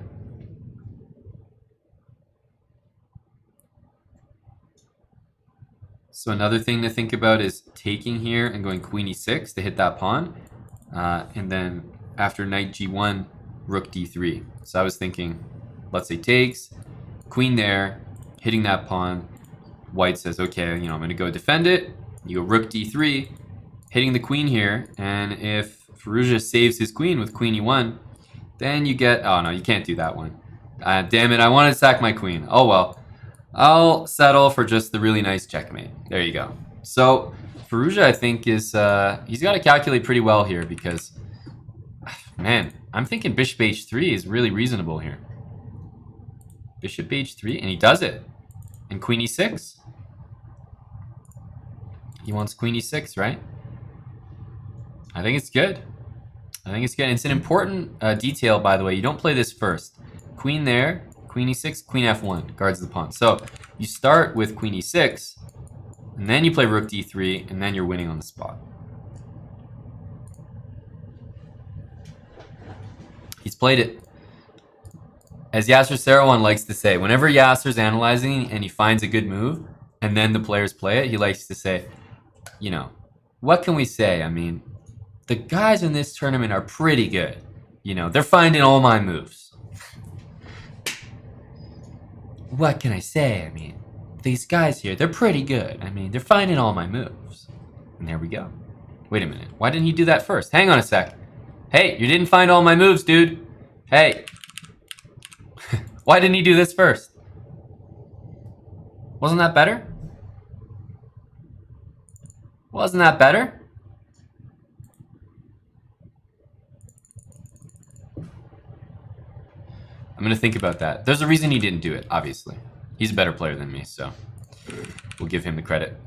Probably like 91, maybe? 91 covers D3 and watches H3. You still see what he's trying to do. He's trying to get the same threats, but play rook B8, rook D8, and double on this rook on D1. But I think he overlooked that, let's say in this position, doubling the rooks, knight F3, takes. Remember, there's still a knight covering H3. So I think he may have overlooked something like that. I wonder what the evaluation of that was. Do you think it was good, or did I lead Dmitry Andreikin down a dark path where there was no escaping? He just took a pawn. Firouzja played H3. He's up a piece here. Firouzja's up a piece, so knight F3. I think he's going to go maybe rook C1 here. Knight F3 is playable, though. Knight F3 is playable.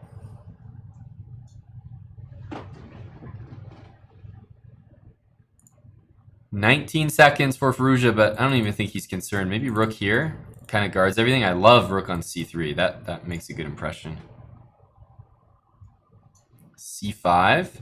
Okay, this knight guards that pawn, but otherwise, I'm not sure. Is the knight trying to go here? Rook D2 takes and takes there. I assume he's going to play. Yeah. This pawn is hanging, but does Firouzja have time to grab that? That looks a little bit greedy. Okay, so he took a pawn, which means that it's now 2 pawns for the piece. But Andreikin has a bit of a time advantage. Can he make anything out of it, though? Is he going to go just like...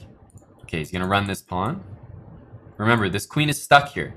Very annoying. Cannot move away from H3. I think he's going to play F6. No. Queen there, and he wants to take on D2. Takes.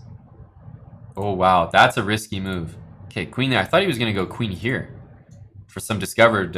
actually, there's rook E8 check. Okay, so queen there. There's rook E8 check if he needs one.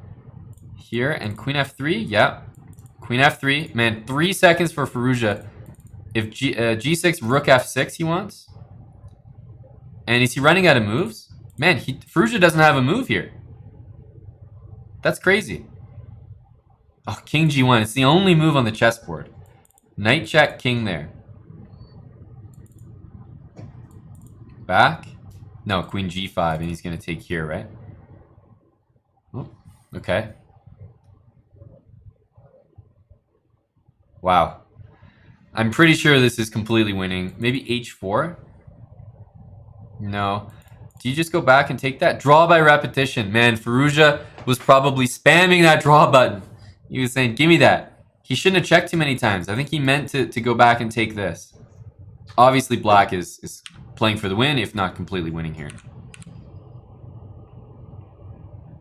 Wow. No, he did not. I don't think he meant to take that draw on purpose. Andreikin.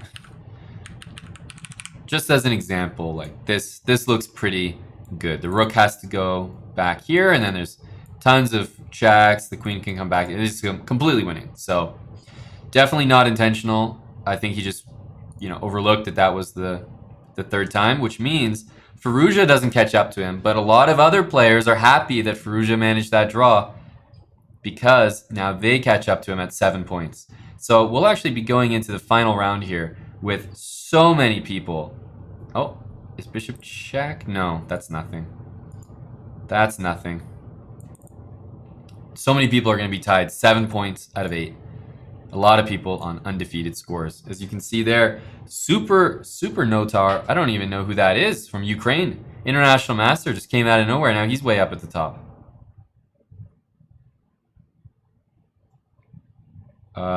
Whoa. 92 check? 92 check, yeah. You can't go here because you lose that, and now there's knight c3 and rook c2 mate or rook a2 mate. GG. Sam Savian comes away with a victory. Wow. He moves up to 7 points. He's tied for first place. That was a huge result for him. How about Daniel Dubov here? Is he about to win? It looks like he's about to convert. Rook c1 and queen. That'll be it. That'll be it. Unfortunately for Dubov, he only moves up to 6.5. He will not be contending, I think, for those top spots. What about Sajirov? This looks winning. Yeah, I don't. Unless there's some tricks. One of the tricks, speaking of the devil, would be rook here. Thinking about rook check. And there's no way the knight can move there. And then you run into knight e4. So I respect it. He was going for that trick, I think. He was going for it. That's a good one. A lot of people would fall for that. A lot of people would fall for that. All right, we're coming to the end of this round here. Going into round 9 after this. These players are only going to be moving up to 6.5. Now his king's on h3, so he can play rook g5 and rook g6. Knight takes. There we go, and that's just going to be winning. He may resign here. We'll see. There. That's a fast way to do it. Check and mate. Nice. So only moving up to 6.5. Let's take a look at these remaining games. This one is... What's going on here? This looks like a draw. Yeah. Because now the king has the corner. And if this king was maybe one move closer... Yeah, there's no way to do it. I don't think. Not from here. Yeah, the king always has this square. I think even if the king was one move closer, it still wouldn't matter. Here, and king there is the little trick, so that if you take that pawn, it's just a draw. Yep. So this is good to know. Good endgames to brush up on. Check, check, check, check, check. Always a draw.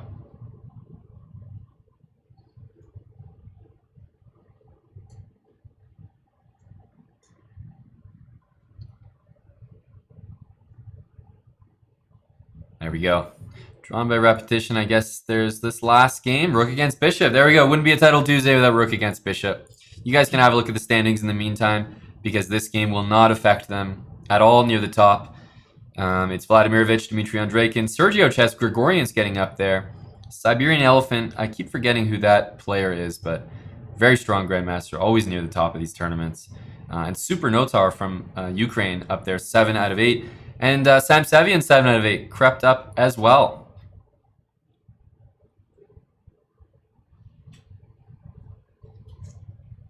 Yeah, bishop b1 is fine.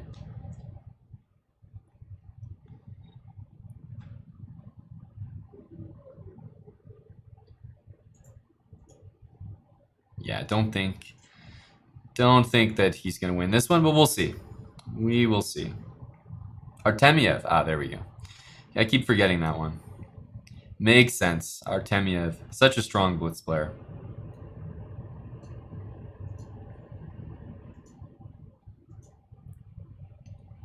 Yeah, and he's always got this check. So, yeah. Very tough to get that to work. He doesn't even have this check now. And now he's going to check him there. And I think he'll be fine. Don't play that one. Don't play that one. And he's got a check here. So there's no check. Rook there. He's always got that.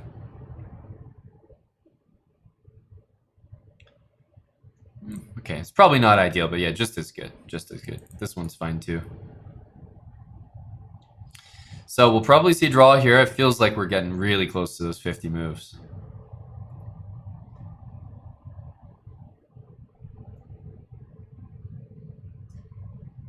And then we'll be going into literally the money round. Round 9. These guys are playing for, I think, what, first place is $350. There we go. It takes it. Draw agreed, or Draw on the board, more like it. All right, so Sergio Chess is technically first place on the tie breaks, but the money gets split. Let's try to follow these. Is it going to be... There's 3 matches for first place. 3 matches for first place. So there's Artemiev against, well, I should say, Sevian with the white pieces against Artemiev. We got Dmitry Andreikin against, I'm not sure who this player is, Super Notar. And then Firouzja, who is unfortunately not in contention for first place, unless he wins and everyone draws. That's possible. So I shouldn't say not in contention, but certainly not the favorite. And he's not moving yet. I wonder where he is. Come back, Firouzja. He's got 4 bars connection. He's somewhere. He's got the white piece against Grigorians, who's got 7 points. Maybe he thought the game would last longer. I don't know. The game from last round, I mean. Anyways, can't be spectating that one the whole time. That's not what they pay me for around here. It's like, Mon, why weren't you doing any commentary on that final round? I'm gonna look him in the eye and say, guys, I wanted to follow the top-rated player in the event, Alireza Firouzja, 3150. He was in contention for first place, so I thought it was important to follow his game. Really can't fault me for that. You know, I think I'm safe there, guys. I don't know about you. Takes. We're going rook d1 next. Yeah, okay, this one's better for rook c1. And, okay, very balanced game here. Maybe I could sit here and say I slightly prefer white, but very, very slight. Slight preference. Knight b6, he's looking to take there. Are there any tricks with knight takes e6? Not quite, eh? There's knight f5. I don't know if that's any good. Yeah, takes b2. Nah. No good. No good. And b3 he wants to take here. That's the idea. So knight b6, a funny looking move there.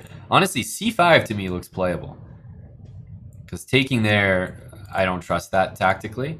And taking there, I don't trust tactically at all. So c5, we're going to see knight d5. Takes b4 maybe. That seems reasonable. Yeah, takes. There's also knight f5. Not a particularly special move, but yeah, I still think white's slightly better here. Slightly better.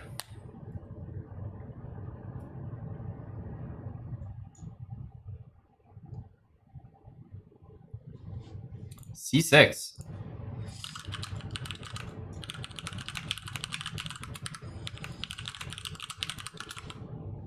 c6 played. So I mean, if you take, the knight's obviously jumping in.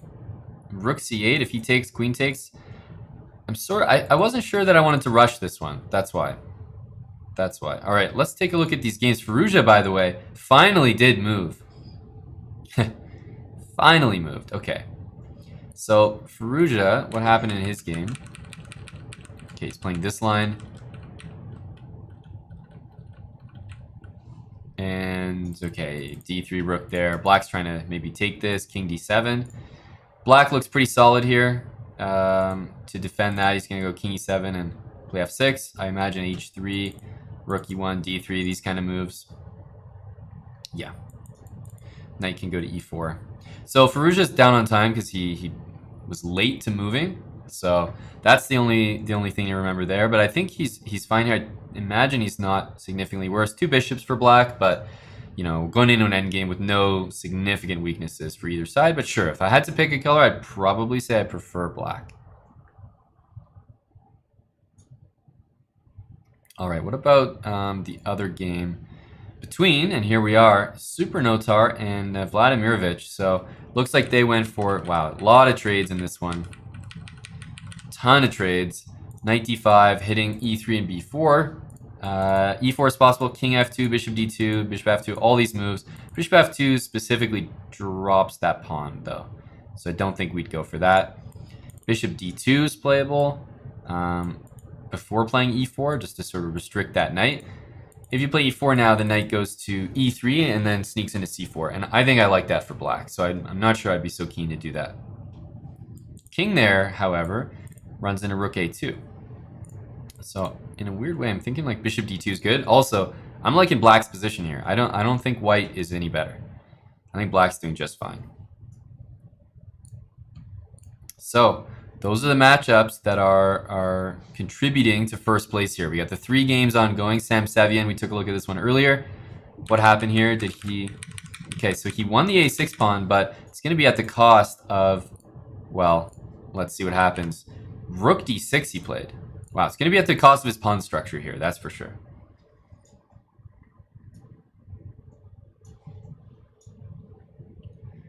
Takes, knight takes d1, knight c6, but no, Sevian just missed that.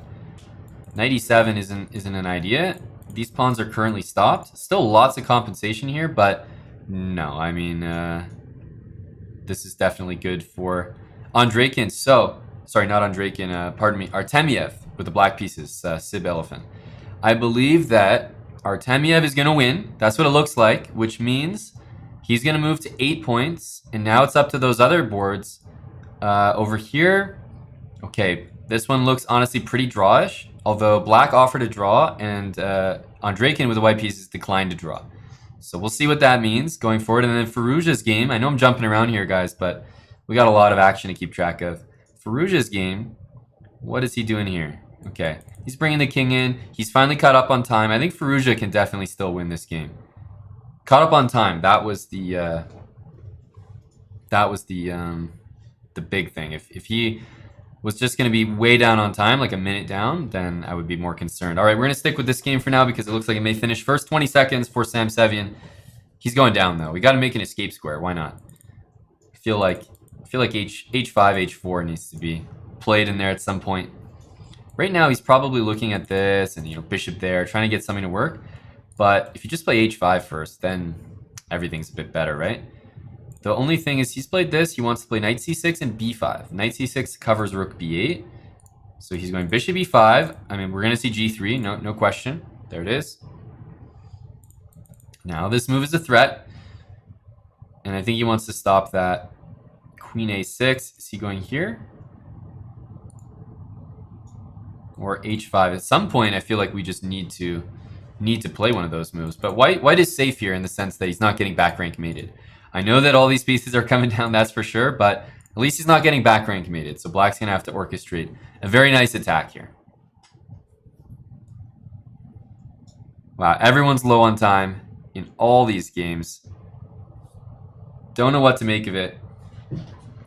Reminder that these guys are not playing for the measly $350 US that I mentioned earlier. They're actually playing for $500 first place, but again, it is important to remember the prizes are shared. So the tie breaks are just for, for show, for the podium, for the egos, but the prize money is shared. Okay, and now what? Bishop f6 back? I don't know if he really calculated this out. I mean, Sam Sevian's moving quickly. a4, definitely. Yeah. There was also b6 there, winning the rook. Yeah, so he's getting that king out of rook d7. Yeah, now this rook's coming down here. There's going to be some real threats on f2. Okay, so I think rook d2. Okay, he goes here. Does he want the rook on f5?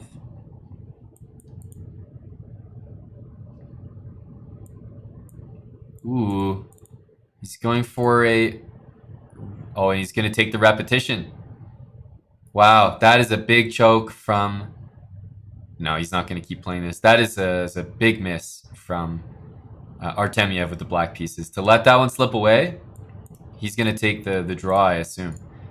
Yeah, there's no point to play on here as white. Wow, takes that draw. I don't think either of these players are going to take first place now as a result. What the heck happened here? Rook check. This rook is way out of play. Way out of play. Is the king going to try to sneak in there? I don't think it'll be able to. You got rook d1 check. He's going to try to play king c5. Yeah, maybe king c6. And he's looking to cross. Oh, sorry. You can't play that. You can't play that. Take it. Oh, he saw it. What a blunder. Super notar. He plays h5, but he's dead lost. There's mate and 1 on the board. Rook a8. And Firouzja lost. Oh, man. Firouzja lost this game here. So what the heck happened after all that? I think we have 2 people sharing first place, and that is Sergey Grigorians and Dmitry Andreikin. Wow. Sergio Chess and Vladimirovich, those are going to be your two winners, first and second, sharing the prize money. So 500 plus 250. Add that up, divide by 2. They're going to split the prizes for first and second place. And wow, that is what a finish! And the draw from Sam Sevian. Eric's still playing. Let's go, buddy. What's going on here? Eric's got a rook, right? Okay, just making sure I was looking at that correctly. He's going to go bishop there, pawn there. But once the king covers this, the knight can cover that. There we go. Eric's going to win that. He's going to finish with 6 out of 9 in this Title Tuesday. And that's pretty convincing there. I don't usually score that well on Title Tuesday. So, when us chess pros come across, hey, 6 out of 9, we'll take it. That sounds like it's above 50%. So that's good enough for me. Yeah, nothing to play for here. There we go. A win for Eric. He finishes with 6 points. There we go. And what's it going to be? I think, are there more games? Oh, there's one more game. Let's see. What is it? And it looks like a draw. Oh, wait. Hang on a sec. Is it? Yeah, King D5 is just in time. Takes King C4. Wow. Yep. He's just in time there. Oof. And a draw to finish off Title Tuesday. So, we are going to get the official podium results here any second. But that is it. 9 rounds in the books. Late edition of Title Tuesday in the books. And what do we have here? Sergio Chess, as I said, 8 out of 9. I can't actually remember if these guys lost any games or not. I have a feeling it was undefeated performances, at least on the part of Dmitry Andreikin. So Andreikin and Grigorians, they share the first 2 prizes. And although we have Daniel Dubov, who did make a nice comeback, I said that there's no chance he's fighting for the podium. Hey, I stand corrected. He probably won his last couple games to finish with 7.5 out of 9. He finishes 3rd place on the podium, but he will be sharing that 3rd place prize with, let me count here, 1, 2, 3, 4, 5 other people, or 4 other people plus himself, 5 in total. We got I am Tomino. I think this is Gadakamsky, Dmitry Andreikin, or I keep messing up, Andreikin and Artemiev. Artemiev, rather, Sib Elephant, and Sam Sevian. So those guys will all share 3rd place prize. And wow, that is it for the late edition. We now in 2020 do the Title Tuesdays, of course, as before, first Tuesday of every month. So we'll be back next month in March for 2 more Title Tuesdays. But that big difference is the rounds have shrunk from 10 rounds down to 9. Time control is still 3 plus 2. The prizes are 500 for first place in each tournament. So still lots of prize money at stake. And if you win both Title Tuesdays, hey, you can walk away with $1,000 on the day. But there's an early and a late edition of Title Tuesday, so I was happy to bring you guys the call for the late edition of Title Tuesday today. Again, congrats to Dmitry Andreikin, Vladimirovich, as well as Sergey Grigorian, Sergio Chess. They took away the big cash prizes today, and hope you guys enjoyed the coverage. That was definitely... Seriously, I honestly thought that was the most exciting Title Tuesday that I've commentated in a while, and I've done a lot of these, so I thought, especially in the first couple rounds, we saw some really entertaining games, and I hope you guys enjoyed it as much as I did. So we're going to send the raid off to Alex Botez. Miss Alexandra Botez is streaming, and legend on the street, word on the street was that she may have been playing the London system, so get over there and let her know what your opinion of that is. Do you like the London, or are you a London hater? You guys already know where I stand on the subject. So we're going to just go to a wait screen here just for a second, but we're going to toss the raid over to Alexandra Botez. Show her some love and follow her channel. But take care, guys. That's all for me. And bye for now until next Title Tuesday.